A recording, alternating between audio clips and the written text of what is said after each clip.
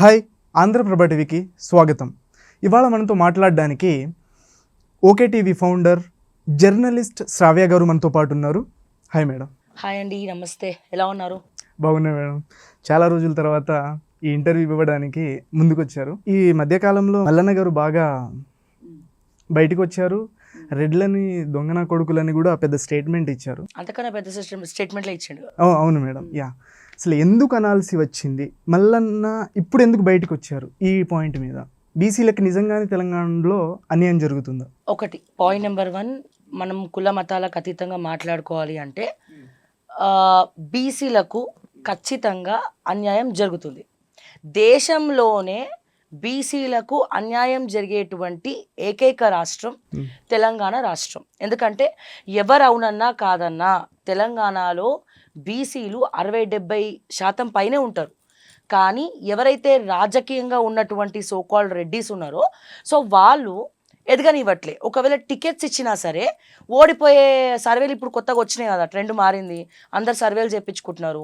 So ఎవరో ఒక బీసీకి నామకే వాస్తే ఇవ్వడానికి ఓడిపోయే స్థానాలు ఎక్కడెక్కడైతే ఉంటాయో పరిచయమే లేని వ్యక్తిని తీసుకొచ్చి టికెట్స్ అమ్ముకొని సో ఓడిపోయే స్థానాలలో వాళ్ళకి ఈ టికెట్స్ ఇచ్చి కూర్చోబెడుతున్నారు.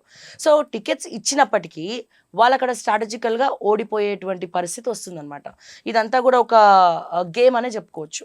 ఓకే, అసలు మల్లన్న ఈ టైంలో ఈ సర్వే తప్పు జరిగిందన్నారు. అవును. కాంగ్రెస్లో రేవంత్ రెడ్డి సరైన సర్వే చేయలేదు, వెనుకుండి ఎవరో తప్పిదం వల్ల కరెక్ట్ సర్వే రాలేదు, అధికారులు తప్పిదం, ఏదేదో పాయింట్లు డిబేట్లో మాట్లాడారు. ఈ టైంలోనే మల్లన్న గారు బయటికి వచ్చి బీసీల కోసం పోరాడతా, బీసీలకి న్యాయం జరిగేలా చేస్తా, రెడ్లు అండ్ వెలమలను కూడా ఈ పాయింట్లు తీసుకొచ్చారు. అసలు ఇప్పుడు ఈ టైంలో రావడానికి మల్లన్న గారి వెనకాల ఎవరైనా ఉన్నారా? మల్లన్న దగ్గర ఉన్నది ఎవరు అనేది నేను రెగ్యులర్గా చెప్తూనే ఉన్నా. తెలంగాణ ముఖ్యమంత్రి వర్యులు మరి రేవంత్ రెడ్డి గారు ఉన్నారు మల్లన్న వెనకాల. ఓకే, ఇప్పుడు ఈ కులగణన తప్పు జరిగింది, కుటుంబ సర్వే తప్పు జరిగింది, దీని వెనకాల ఎవడో అతీత శక్తి ఉన్నాడు. ఆ అతీత శక్తి జానారెడ్డి ఎట్లా చెప్తే అట్లా రేవంత్ రెడ్డి వింటున్నాడు. అదే కదా మీరు అడిగేది క్వశ్చన్. కానీ నేను ఒక క్వశ్చన్ అడుగుతా. ఇప్పుడు ఆంధ్రప్రభ ఛానల్లో నేను ఫస్ట్ టైం ఇంటర్వ్యూ ఇస్తున్నా జనరల్గా. ఇప్పుడు ఇక్కడ మీరు ఎంప్లాయీ కదా, ఇక్కడ మీరు ఏమైనా తప్పు చేసిరు అనుకోండి, తప్పు ఎవరు చూసుకోవాలి? అది ఎవరి మీదకి వస్తుంది? ఒక ఆఫీస్లో ఒక ఎంప్లాయీ తప్పు చేస్తే ఎవరిని అంటారు? పలానా ఆంధ్రప్రభలో ఉన్నటువంటి రిపోర్టర్, జర్నలిస్ట్, యాంకర్ తప్పు చేసిందని ఆంధ్రప్రభకి బ్యాడ్ నేమ్ వస్తుందా, లేకపోతే నీకు బ్యాడ్ నేమ్ వస్తుందా? ఆంధ్రప్రభకి బ్యాడ్ నేమ్. మరి అంతే కదా, సింపుల్. కులగణన తప్పు జరిగింది, రేవంత్ రెడ్డి మంచోడు, రేవంత్ రెడ్డి సుధపూస, రేవంత్ రెడ్డికి ఏం తెలియదు, రేవంత్ రెడ్డి వుడ్వర్డ్ సాగి పడుకుంటాడు. ఏంది మాని? ఒక రాష్ట్రానికి ముఖ్యమంత్రి, తెలంగాణ రాష్ట్రానికి ముఖ్యమంత్రి ఉత్తుత్తిగా రాలే. ముఖ్యమంత్రి స్థానం రావడం అనేది అంత ఈజీయా? ఎంత కష్టపడి ఉండాలి పాపం. ఆయన జైల్లో ముఖ్యమంత్రి అవ్వడం ఎలా అనే పుస్తకం కూడా చదివిండు. జనరల్గా ఆయనకు పుస్తకాలు చదివే అలవాటు లేదు. కానీ మా నారా చంద్రబాబు నాయుడు గారు ఏదో బుక్ గిఫ్ట్ ఇచ్చినట్టు ఆయనకి, జైల్లో ఉన్నప్పుడు చదువుకోమని. అదేంటంటే ముఖ్యమంత్రి అవ్వాలంటే ఎలా, ఆ పుస్తకం చదివి ముఖ్యమంత్రి అయ్యిండు ఆయన. అతి చిన్న వయస్సులోనే కాంగ్రెస్ పార్టీలో ఇంత చిన్న ఏజ్లో ముఖ్యమంత్రి అయిన వాళ్ళు ఎవరైనా ఉన్నారా? ఎవరు లేరు, రేవంత్ రెడ్డి తప్ప. అటువంటిది అంత పెద్ద పీఠం నీకు దక్కింది. తెలంగాణ గాడ్ ఫాదర్ తర్వాత గాడ్ ఫాదర్ స్థానంలో నువ్వు ఉన్నావు. నాకేం తెలియదు, తప్పెట్లా జరిగిందో తెలియదు అంటే డెఫినెట్గా కులగణన చక్కగా జరగకపోతే ఎవరైనా ముఖ్యమంత్రిని అంటారు. మరి సరిగ్గా చేయకపోతే నువ్వు చేపియాల్సింది. నువ్వెందుకు చేపియట్లే? మరి మీరు ఎందుకు చేపియలే కులగణన? జానారెడ్డి గడ్డి తినమంటే గడ్డి తింటాడా? నిజంగానే జానారెడ్డి తప్పిదం ఉందా మల్లారెడ్డి అన్న దాని మాటల్లో? అది ఉందా లేదా అనేది నాకు తెలియదు. కానీ ఒక పార్టీ తరపున రాహుల్ గాంధీ కులగణన మేము కుటుంబ సర్వే చేస్తామని చెప్పి గర్వంగా చెప్పినప్పుడు పార్టీలో ఉన్నటువంటి నాయకులందరి బాధ్యత ఈ రోజున, క్యాబినెట్ మంత్రులు రేవంత్ రెడ్డితో సహా అందరి బాధ్యత కుటుంబ సర్వే సరిగ్గా చేయడం అనేది. ఇప్పుడు వాళ్ళు ఏమంటారు, జానారెడ్డి ఎక్కడ ఏ పదవిలో లేడు, జానారెడ్డి కొడుకులు ఇద్దరు మంచి సెటిల్ డౌన్ అయ్యిండ్రు, ఒకళ్ళు ఎంపీగా ఒకళ్ళు ఎమ్మెల్యేగా మంచిగా సెటిల్ డౌన్ అయ్యిండ్రు. ఇప్పుడు జానారెడ్డికి ఏం అవసరం అండి బీసీల దగ్గర పోయి పంచాయతీ పెట్టడానికి? సరే, ఇప్పుడు పోనీ జానారెడ్డికి ఏమైనా ముఖ్యమంత్రి పదవి వస్తుందా? ఇస్తాడా? రేవంత్ రెడ్డి త్యాగం చేసి అంత ఈజీగా జానారెడ్డి గారికి ఇవ్వడు. మరి ఇంకా జానారెడ్డికి ఏం అవసరము? ఆయనకు పదవి రాదు, ఏం రాదు. అసలు నేను అంటా, అసలు జానారెడ్డి అని ఎక్కడ కూడా ఆయన వాళ్ళ పిల్లల సర్టిఫికేట్లో కూడా ఎక్కడ పెట్టలేదు ఆయన రెడ్డి అని. జానారెడ్డి అని మనం పిలుస్తున్నాం. ఓకే. కానీ జానారెడ్డి గారు మతం మార్చుకున్నారు. అందరికి తెలియని విషయం ఏంటంటే హ్మ్. ఆయన మతం మార్చుకొని క్రిస్టియానిటీలోకి వచ్చినట్టు నాకు తెలిసిండు. కొంతమంది పార్టీ పెద్దలు చెప్పారు. సో అట్లాంటప్పుడు మనం రెడ్డి అని ఎట్లా అంటాం ఆయనని? మతం మారిపోయింది కదా ఇప్పుడు. ఓకే. అంటే నీకు రాజకీయంగా ఒకవేళ మతం మారినా కూడా రెడ్డి అని చెప్పుకుంటే అది కూడా మళ్ళీ జానారెడ్డి తప్పే. ఎందుకని? రాజకీయ భవిష్యత్తు కోసము రెడ్డి అని, లేకపోతే ఇంకేవో రిజర్వేషన్ల కోసము క్రిస్టియానిటీ అని, అట్లా కూడా మనం జానారెడ్డి గారిని తప్పు పట్టాల్సి వస్తుంది. ఆయన రెడ్డి అని ఎక్కడ కూడా సర్టిఫికెట్లో వాళ్ళ పిల్లల సర్టిఫికెట్లు ఎక్కడ కూడా పెట్టలేదంటే రెడ్డి కార్డుని యూజ్ చేసుకోలేదని కొంతమంది నాయకులు చెప్తున్నారు. అది ఎంతవరకు వాస్తవం అనేది మరి మీలాంటి వాళ్ళు ఎంక్వైరీ చేయాలి. Okay madam. మల్లన్న గారు రెడ్లని ఎందుకు టార్గెట్ చేశారు? పైసలు వచ్చినాయి, ఏం చేయాలో అర్థం కాదు, ఎక్కడ పెట్టాలో అర్థం కాదు. అప్పుడప్పుడు డబ్బులు వచ్చినాక ఏమవుతుంది అంటే ఇట్లా తిమ్మిరెక్తా ఉంటుంది ఒళ్ళంతా. అది ఏం చేయాలో అర్థం కాక ఏదో ఒకటి కక్కాలి కదా, సో అట్లా కక్కేసిండు. ఎందుకు మేడం మల్లన్న దగ్గర అన్ని అంత పైసలు ఎక్కడి నుంచి? తెలియదా బ్లాక్మెయిల్ చేస్తాడని? అందరికీ జగమెరిగినటువంటి సత్యం అది. మల్లన్న బ్లాక్మెయిల్ చేస్తాడు.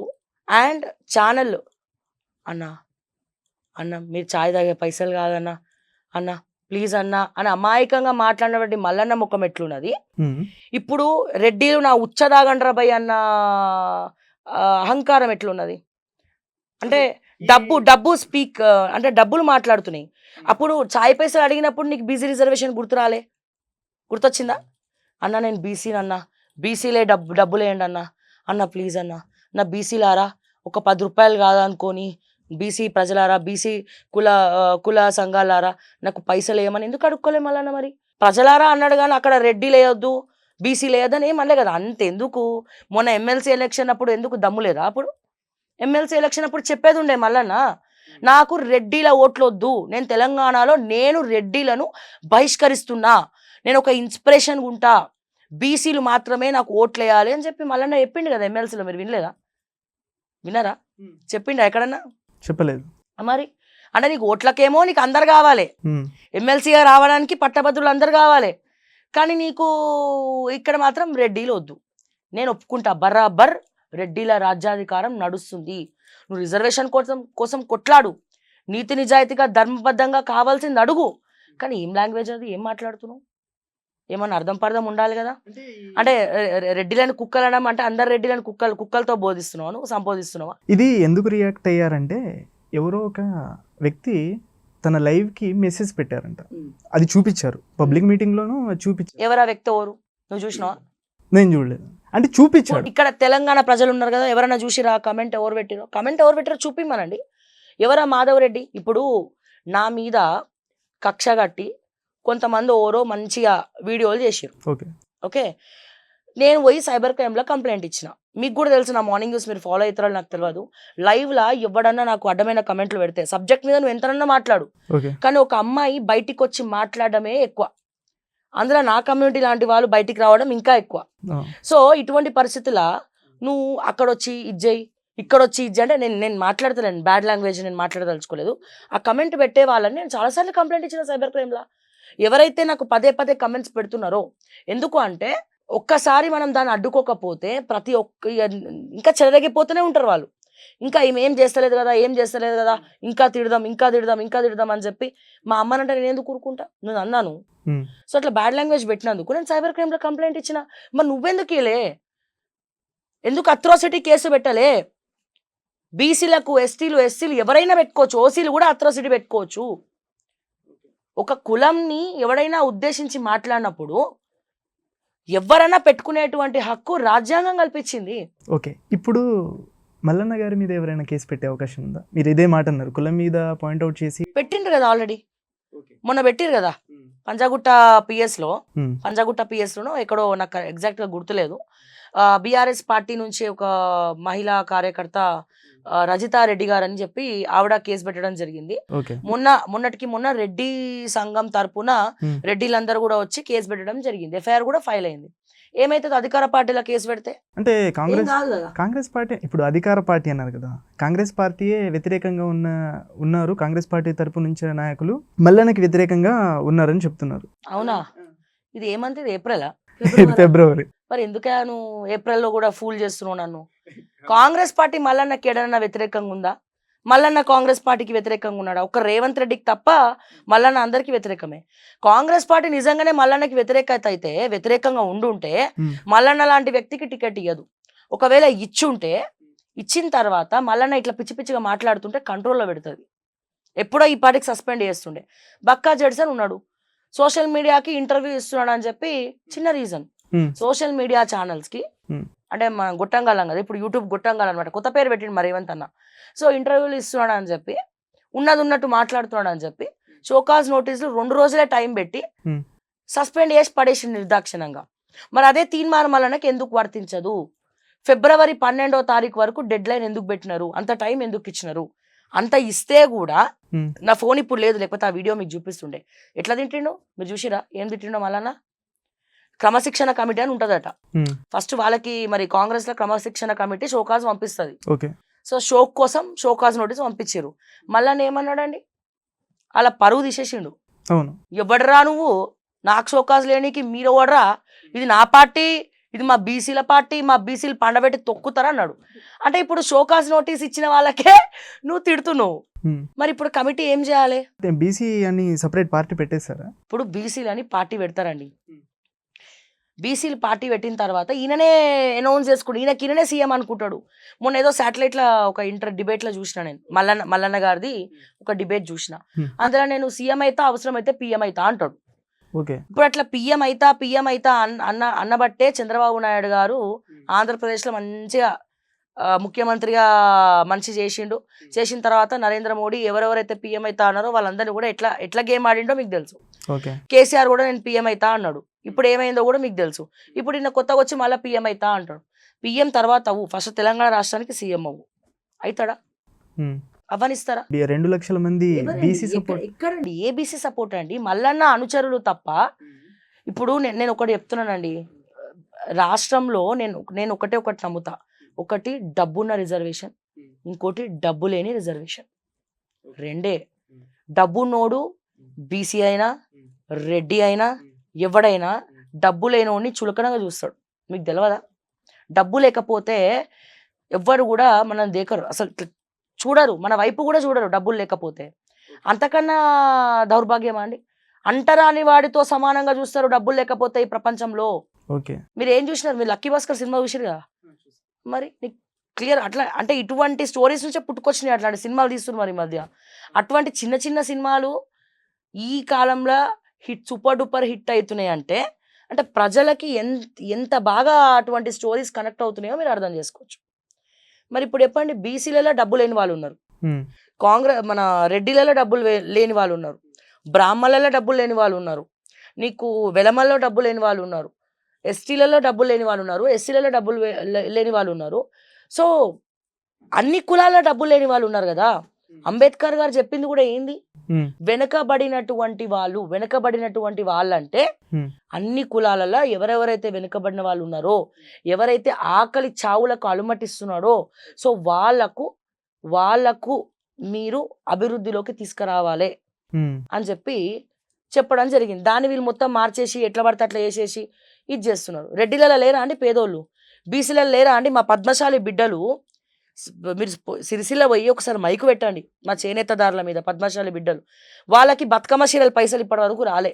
మరి వాళ్ళకి ఎందుకో మేము బీసీలు అని వాళ్ళకి గుర్తు రావట్లే కదా. వాళ్ళకి గుర్తొచ్చేది మళ్ళా ఈ డబ్బులు వస్తేనే నేను మళ్ళీ దానికి పెట్టుబడిగా పెట్టాలి, నేను పోగులు కొనాలి, ఆ పోగులు నల్లి మళ్ళీ చీరేయాలి. వాళ్ళ టెన్షన్లో వాళ్ళు ఉంటారు పొద్దున్న నుంచి రాత్రి వరకు. ఇప్పుడు మీ ఆఫీస్లో నేను క్యాస్ట్ అడగద్దు, నేను అడగను కూడా. అన్ని కులాలకు సంబంధించిన వాళ్ళు ఉన్నారా అండి? లేకపోతే నువ్వు బీసీ అని ఇక్కడ ఎంప్లాయీగా పెట్టుకున్నారా, రెడ్డి అని ఎంప్లాయీగా పెట్టుకున్నారా, కాపు అని ఎంప్లాయీగా పెట్టుకున్నారా, వెలమ అని ఎంప్లాయీగా పెట్టుకున్నారా, ఎస్టీ ఎస్సీ అని ఎంప్లాయీగా పెట్టుకున్నారా? మీ ఫ్రెండ్సే ఉన్నారు. ఇప్పుడు వద్దురా నాయన ఎవడొద్దు, నాకు రెడ్డిల స్నేహితులు వద్దు, నాకు బీసీలు వద్దు అని చెప్పి నువ్వు వెళ్ళిపోతావా? మాట్లాడవా ఎవరితోటి? అంటే ఇదేంది? ఒక విషయం నింపుతున్నట్టే కదా. అమ్మవారి దయ వల్ల ఇప్పటి వరకు తెలంగాణలో ఎప్పుడు కూడా కుల రాజకీయాలు జరగలే, కులాల మధ్యలో చిచ్చు రాలే. ఆ కులాలు మధ్యలో చిచ్చు వచ్చినా రాజకీయంగా వచ్చినాయేమో కానీ ప్రజల మధ్యలో ఎప్పుడు కూడా విషనాగులు కాటేయలేదు. ఇప్పుడు కాటేయనీకి వచ్చిందంటే పొద్దున్న లేస్తే కొట్టుకోమని చెప్తున్నావా? ఒకటే ఊర్లో ఒక రెడ్డి ఉంటాడు, ఒక బీసీ ఉంటాడు, లేకపోతే ఇంకోటి ఉంటాడు. యాదవులు పాలు పోస్తారండి, రెడ్డిలు కొనుక్కొని తాగుతున్నాం కదా. బాపనోళ్ళు కొనుక్కొని తాగుతున్నాం కదా, అందరం కొనుక్కొని తాగుతున్నాం కదా. మరి ఇప్పుడు యాదవుల పాలు మేము కొనుక్కోద్దా? రెడ్డిలు ఎవరు కొనుక్కోద్దా? నేను రెడ్డిని కాదు, నేను ఇట్లా మాట్లాడుతున్నందుకు అందరూ చాలా మంది నన్ను అంటున్నారు, నువ్వు ఎందుకు అట్లా సపోర్ట్ చేస్తున్నావు? నేను ఇద్దరికి సపోర్ట్ చేస్తున్నా, బరాబర్ సపోర్ట్ చేస్తా. బీసీలకి సపోర్ట్ చేస్తా, రెడ్డిలకు కూడా సపోర్ట్ చేస్తా. తప్పు చేసిన వాడిని వేలెత్తి చూపి. నువ్వు ఎందుకు కమ్యూనిటీని మొత్తాన్ని ఎందుకు అంటున్నావు? నువ్వు వాళ్ళ పైసలు తిన్నావు కదా. సో కాల్డ్ రెడ్డిలు, నువ్వు బ్లాక్మెయిల్ చేసి సంపాదించింది కూడా రెడ్డిల దగ్గరనే కదా. కాంట్రాక్టర్లు రెడ్డిలే, బిల్డర్లు రెడ్డిలే, రియల్ ఎస్టేట్ వెంచర్లను బ్లాక్మెయిల్ చేసిన రెడ్డిలే. ఇప్పటికిప్పుడు మీరు పిలిస్తే షోకి వచ్చి కూర్చుంటారు వాళ్ళ డిబేట్లలో, వాళ్ళ పేర్లు చెప్తే. బోడుపల్ల ఫ్లాట్ ఎట్లా వచ్చింది? ఏ రెడ్డిని బ్లాక్మెయిల్ చేస్తే వచ్చింది చెప్పమనండి. సో నేను ఏమంటున్నానంటే, మనం ఒక ముద్ద నోట్లో పెట్టుకునేటప్పుడు ఇది బీసీ ముద్దనా, రెడ్డి ముద్దనా, వెలమ ముద్దనా, ఎస్టీ ఎస్సీ ముద్దనా మనకు అర్థమవుతుందా? ఆకలి ముద్ద అనిపిస్తుంది. అంటే ఆకలిస్తుంది, కడుపు కాలుతాం, కడుపు కాలితేనే మనం ఈ కూడు లోపలికి వెళ్తుంది. మేడం ఇక్కడ మల్లన్న గారు అన్నది ఏంటంటే 2 లక్షలకు పైగా బీసీ సంబంధించిన జనాలు ఉన్నారు తెలంగాణలో, కానీ ఆధిపత్యం మాత్రం రెడ్ల చేతుల్లో ఉంది, దీని నుంచి బయటికి రావాలి, బీసీలు ఒక సీఎం చేయరో లేకపోతే వాళ్ళకు కూడా న్యాయం జరగాలని మాట్లాడారు. సో దీంట్లో అందరికీ ఇప్పుడు ఆయన డైరెక్ట్ క్యాస్ట్ల మధ్య కామెంట్ చేయలే, ఆధిపత్యం రెడ్లది ఉంది. ఎందుకు చేయలే కామెంట్? ఎందుకు చేయలే? ఆయన మార్నింగ్ న్యూస్లో ఆయన ఛానల్ సాక్షిగా రెడ్డిలని కుక్కలు అన్నాడు. మీరు చూసారా వీడియో? ఫస్ట్ ఈయననే పంచాయతీ పెట్టుకుంటు కదా రెడ్డిలతోటి. రెడ్డిలు ఈయన మీదకి దండయాత్ర గోలే.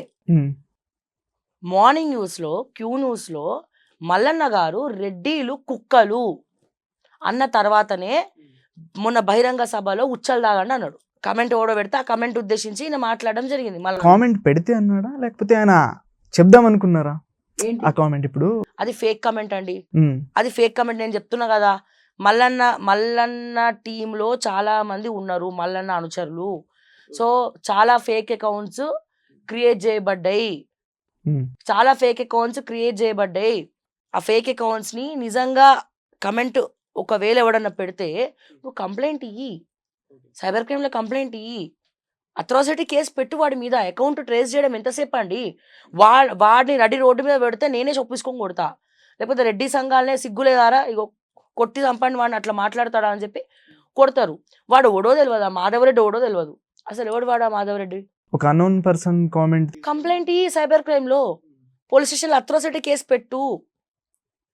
అన్నోని అను, నువ్వు అందరిని ఎందుకు అంటున్నావు అంటున్నా నేను. అందరిని ఎందుకు అంటున్నావు? ఫ్యాషన్ అయిపోయింది, తప్పు కదా. ఇప్పుడు కులాల మధ్యలో చిచ్చు పెట్టడం అనేది తప్పే కదా. ఓకే, మీరు అన్నదాన్ని బట్టి చూస్తే నిజంగానే తిడదాం అనుకున్నాడు, తిట్టేశారు. ఓకే, ఎందుకు? వై? బికాస్ రెడ్డిలనే ఎందుకు టార్గెట్ చేశారు? అది మీరు మల్లన్నని అడగాలి. రెడ్డిలనే ఎందుకు టార్గెట్ చేశారన్న విషయాన్ని మల్లన్నని అడగాలి. బేసికల్ గా ఈ రాజకీయ నాయకులు కొన్ని స్ట్రాటజీస్ ఫాలో అవుతారండి. ఓకే, నేను మళ్ళా పెద్ద పేరు తీస్తున్నా అని అనుకోవద్దు.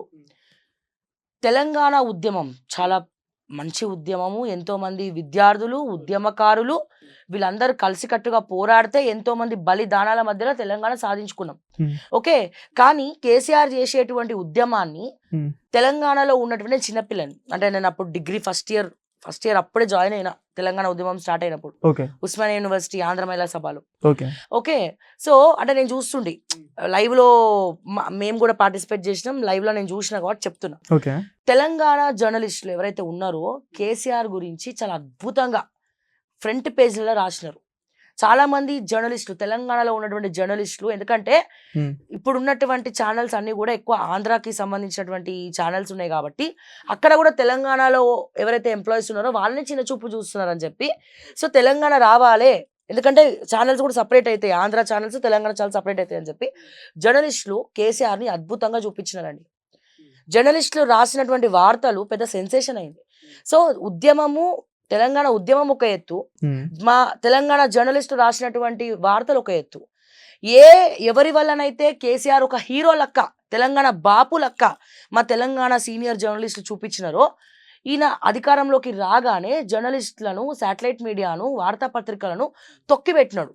సెక్రటేరియట్ గడప బయటనే నువ్వు ఉండాలని చెప్పి కూర్చోబెట్టినాడు. మీకు గుర్తుందా? అసలు సెక్రటేరియట్ ఇనాగ్రేషన్ చేసిరు, అందరం గర్వపడ్డాం, అరే ఏం కట్టిండ్రా బై సెక్రటేరియట్ తెలంగాణలో అని చెప్పి అనుకున్న వాళ్ళు చాలా మంది ఉన్నారు. ఇప్పటి కూడా వచ్చి ఫోటోలు దిగుతారు అందరు. ఓకే, కానీ ఆ సెక్రటేరియట్ ఇనాగ్రేషన్ అప్పుడు తెలంగాణ జర్నలిస్టులు ఎవరైతే ఉన్నారో వాళ్ళకి గేట్ బయటనే, పచ్చి మంచినీళ్ళు కూడా ఇవ్వలే. ఓకే. ఓకే.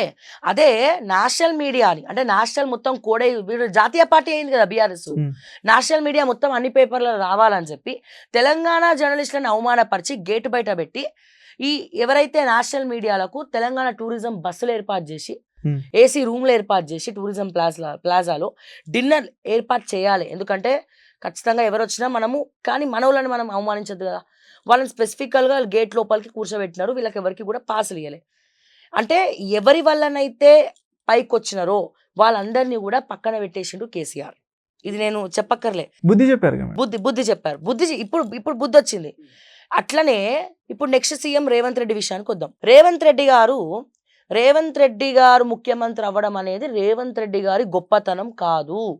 కాంగ్రెస్ అధికారంలోకి రావడం అనేది కాంగ్రెస్ యొక్క గొప్పతనం కాదు.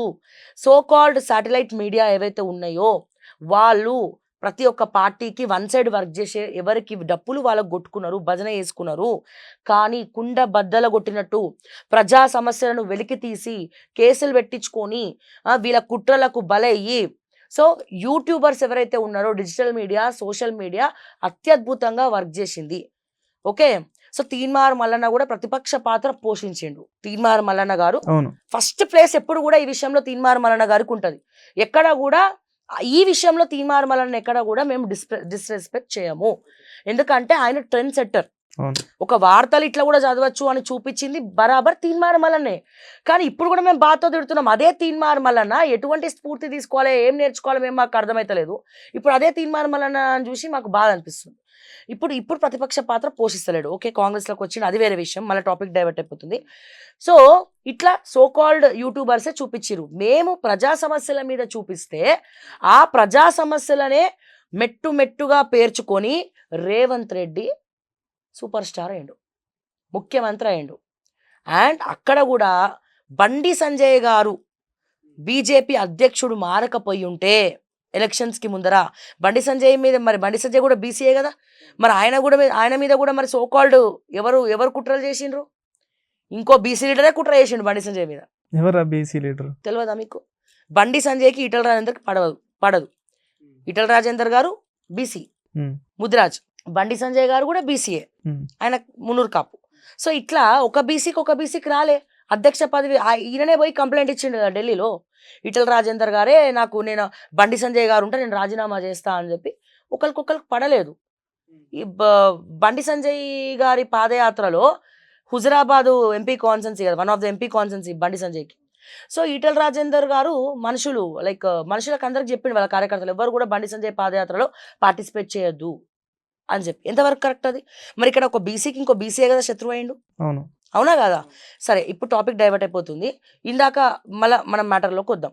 సో బండి సంజయ్ అధ్యక్ష పదవి మారకపోయి ఉంటే రామ్ గారు, సో నో డౌట్ బీజేపీకి 35 స్థానాలు బండి సంజయ్ తీసుకొచ్చి చూపిస్తుండే. ఎందుకు మార్చేస్తారు మేడం? చెప్పినా కదా, ఈటల రాజేందర్ సో కాల్డ్ మిగతా వాళ్ళందరూ కూడా పోయి కంప్లైంట్ ఇచ్చినారు. ఎక్కడ బండి సంజయ్ హీరో అయిపోతాడా, ఎక్కడ నాకు సెంట్రల్ మినిస్టర్ రాదా, ఎక్కడ నాకు అధ్యక్ష పదవి రాదా? ఎందుకంటే ఇక్కడ ఈటల రాజేందర్ నో డౌట్ గొప్ప లీడరే, ఓకే, అవును, కీలక పాత్ర ఉద్యమంలో పోషించినటువంటి వ్యక్తే, ఉద్యమకారులందరికీ కూడా భోజనం పెట్టినటువంటి వ్యక్తే. సో ఆయనను కూడా నేను ఎక్కడ కూడా డిగ్రేడ్ చేయట్లే. కానీ వాళ్ళిద్దరు పంచాయతీలు కాస్త బీజేపీకి మైనస్ అయింది. తెలంగాణలో బీజేపీకి మైనస్ అయింది ఆ టైంలో. సో లేదు, బండి సంజయ్ గారే కొనసాగి ఇద్దరు కొంచెం కూర్చోబెట్టి, ఎవరైనా పెద్దలు కూర్చోబెట్టి వాళ్ళని కొంచెం సర్దుమని ఉంటే వేరేలా ఉండేది స్టోరీ. 35 మంది మోడీ తలుచుకుంటే ఇక్కడ వాళ్ళనే గుంజుకొని బీజేపీ గవర్నమెంట్ ఫామ్ చేసినా ఆశ్చర్యపోయేది కాదు. ఇట్లా బండి సంజయ్ని కూడా మారవడంతో ఇక మిగిలిన ఏకైక పార్టీ ఉన్నవే లింగులిటుక్కుమని తెలంగాణలో 3 పార్టీలు. సో ఇక మిగిలిన పార్టీ కాంగ్రెస్. అట్లా కాంగ్రెస్లో ఇక రేవంత్ రెడ్డి సూపర్ హీరో అయిండు. అక్కడ కూడా మళ్ళీ పంచాయతీలే, ఎవరికి వాడే నేనే ముఖ్యమంత్రి అంటాడు. అట్లా రేవంత్ రెడ్డి అన్ని తట్టుకొని వాళ్ళందరి మధ్యలో ఈయన ముఖ్యమంత్రి అయ్యాడు. కానీ ఇక్కడంతా కూడా చూసుకుంటే ప్రజా సమస్యలను తెర మీదకి తీసుకొచ్చి 46 జీవో కావచ్చు, నిరుద్యోగులకు అండగా ఉండడం కావచ్చు, పేపర్ లీకేజ్ కావచ్చు, ఇవన్నీ కూడా యూట్యూబర్స్ ప్రశ్నించినారు. సో ఈ ఫస్ట్ యూట్యూబ్లో వచ్చిన తర్వాతనే రేవంత్ రెడ్డి గారు అవి యూజ్ చేసుకున్నారు. సో కాల్డ్ బక్కా జడ్సన్ గారి గురించి కూడా నేను చెప్పాలి. బక్కా జడ్సన్ గారు కూడా చాలా కష్టపడ్డాడు. ఆయన సబ్జెక్ట్స్ వీళ్ళు వాడుకున్నారు. ఈ రోజున పార్టీ ఆయనే గెంటేసింది. సో ఇట్లా యూట్యూబర్స్ కేసీఆర్ ఎట్లనైతే తెలంగాణ ఉద్యమంలో కీలక పాత్ర పోషించినటువంటి జర్నలిస్టులను పక్కన పెట్టిండో, Hmm. రేవంత్ రెడ్డి కూడా యూట్యూబోలు గొట్టంగాలు కృష్ణానగర్ బ్యాచ్ అని చెప్పి ఈయన అక్కసు ఈయన కూడా గదే కోవ కిందికి వస్తాడు అని చెప్పి మాకు అర్థమైపోయింది. ఈయన ఎవడి వల్ల అయితే పైకి వచ్చిండో అదే యూట్యూబర్స్ ఇప్పటి వరకు ఒక యూట్యూబర్ని పిలిచి మీటింగ్ పెట్టలే. మరి ఇదే మీరు అంటున్నటువంటి తీర్మానం మల్లన్న మేము ప్రత్యేకమైనటువంటి స్థానం ఆయనే ట్రెండ్ సెటర్ కావచ్చు కాబట్టి మాకు గౌరవం ఉన్నది మల్లన్న మీద. మరి ఎందుకు రేవంత్ రెడ్డి అట్లా అనడం తప్పు అని ఎక్కడన్నా ఖండించడం మీరు చూసిరా? మరి వీళ్ళందరినీ కూర్చోబెట్టి ఒక తీర్మానం మల్లన్న ఆధ్వర్యంలో ఎక్కడన్నా మీటింగ్ అవ్వడం మీరు చూసిండ్రా? ఏం చూడలే కదా. అంటే ఇక్కడ రేవంత్ రెడ్డి యూట్యూబర్లను గొట్టంగాలు అన్నాడు, అక్కడ కేసీఆర్ ఏకంగా గొట్టంగాల కింద జమగట్టి పక్కన పెట్టేసిండు. ఎవరి వల్ల అయితే ఈ లీడర్లు పైకి వస్తున్నారో వాళ్ళని పక్కన పెట్టి వాళ్ళనే దూషిస్తుండు. సేమ్ అట్లనే తీన్మార్ మల్లన్నకు ఇప్పుడు సుమారు 500 కోట్ల ఆస్తి ఉంటుంది. ఒక రిపోర్టర్కి 500 కోట్ల ఆస్తి ఎట్లా ఉంది. మరి ఎట్లా అంటే మీరు మల్లన్నని అడగాలి. ఇప్పుడు మల్లారెడ్డి ఒక పాలు విత్కి ఇన్ని కోట్ల ఆస్తులు ఎట్లా సంపాదించినావు? పాలమ్మిన పూలమ్మిన డైలాగ్ తోటి మల్లారెడ్డి సారు మీ అందరు కూడా తెలుసు. మరి అట్లనే మల్లన్నవే అడగండి, ఎట్లా సంపాదించినావు మల్లన్న 500 కోట్లు మాకు కూడా చెప్తే. పెద్ద జోక్ ఏందంటే ఇప్పుడు మేము నిస్వార్థంగా, అంటే కొంతమంది డెఫినెట్గా రామ్ గారు మీడియాలో ఎట్లుంటుంది అంటే ఎవరైనా డబ్బులు తీసుకోకుండా ఎవరు ఉండరు, ప్రమోషన్స్ లేకపోతే ఇతర రూపాల్లో తీసుకుంటారు. కానీ దానికి ఒక లిమిట్ ఉండాలి. ఇచ్చింది తీసుకోవడం వేరు, బ్లాక్మెయిల్ చేసుడు వేరు. మీరు ఇంత స్ట్రైట్ గా ఒక స్టేట్మెంట్ ఇచ్చారు బ్లాక్మెయిల్ చేస్తున్నారని, ఏదైనా ఆధారాలు ఉన్నాయి మీ దగ్గర? బరాబర్ ఉన్నాయి. ఏంటది? ఇప్పుడు తీసుకురమ్మంటారా? అలాని కాదు మేడం, ఇప్పుడు మీరు ప్రజలకు చెప్తున్నా కదా. ఇప్పుడు మల్లన్న బిల్డర్లను బ్లాక్మెయిల్ చేసినట్టు బిల్డర్లే చెప్తారు ఇంకొన్ని రోజులు అయితే బయటకు వచ్చి. సో కొంతమంది బిల్డర్లే బయటకు వచ్చి చెప్పడానికి రెడీగా ఉన్నారు. ఓకే, సో వాళ్ళ దగ్గర అన్ని డాక్యుమెంట్స్ ఉన్నాయి, అన్నీ ఉన్నాయి, మల్లన్న ప్రూఫ్స్ అన్నీ కూడా వాళ్ళ దగ్గర ఉన్నాయి. బోడుపల్ల స్కూల్ కబ్జా పెట్టలేదా చెప్పమనండి మల్లన్నని. స్కూలు ఒక మహిళకు సంబంధించినటువంటి స్కూల్ ని బ్లాక్మెయిల్ చేసి ఆల్రెడీ ఆమె కబ్జా ఉంది అని చెప్పి మల్లన్న దగ్గరికి పోతే ఆమె డాక్యుమెంట్స్ ఈయన తీసుకొని ఈయన కబ్జా పెట్టాడు. సో మరి ఇవన్నీ ప్రూఫ్స్ ఉన్నాక కూడా మళ్ళీ మీరు ప్రూఫ్స్ చూపించమంటే ఏం చెప్పాలి? పోనీ మీకు ఏమైనా ఐడియా ఉందా? ఏమైనా బిజినెస్ క్యూ న్యూస్ కాకుండా వేరే బిజినెస్ ఏమైనా ఉందా మల్లన్నకి? ఏం లేదు మేడం. మరి ఎట్లా వచ్చినాయి డబ్బులు? చాయ్ పైసలు. ఇప్పుడు అందరూ సోషల్ మీడియాలో ఏం ట్రోల్ చేస్తారు తెలుసా?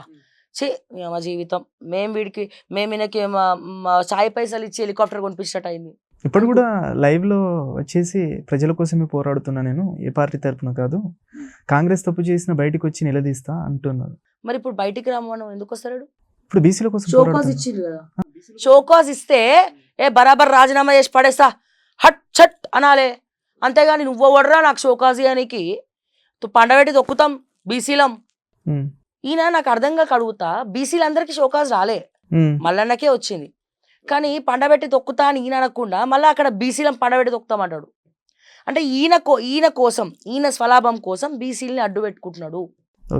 ఈయన సీఎం అవ్వడం కోసం బీసీలను అడ్డు పెట్టుకుంటున్నాడు. ఒకటి పాయింట్ నెంబర్ 1, మల్లన్నకు మంత్రి పదవి కావాలి. మల్లన్నకి ఇస్తేనే బీసీకి ఇచ్చినట్టు, వేరే ఎవరికైనా ఇచ్చినా బీసీకి ఇచ్చినట్టు కాదు. ఇది మీరు రాసి పెట్టుకోండి, అండర్లైన్ చేసుకోండి. అయితే మల్లన్న ముఖ్యమంత్రి కావాలి, ఆయనే చెప్పిండు కదా, ముఖ్యమంత్రి అయితే బరాబర్, లేదంటే పిఎం కూడా అయితే నీకు ఎందుకు అని చెప్పి. అంటే ముఖ్యమంత్రి అయ్యే సూచనలు ఏమైనా కనిపిస్తున్నాయా? అసలు ఫస్ట్ ఆయన 7200 అన్నాడు. అది ఎవ్వరికి ఏందనేది రైట్ టు రీకాల్ అన్నాడు.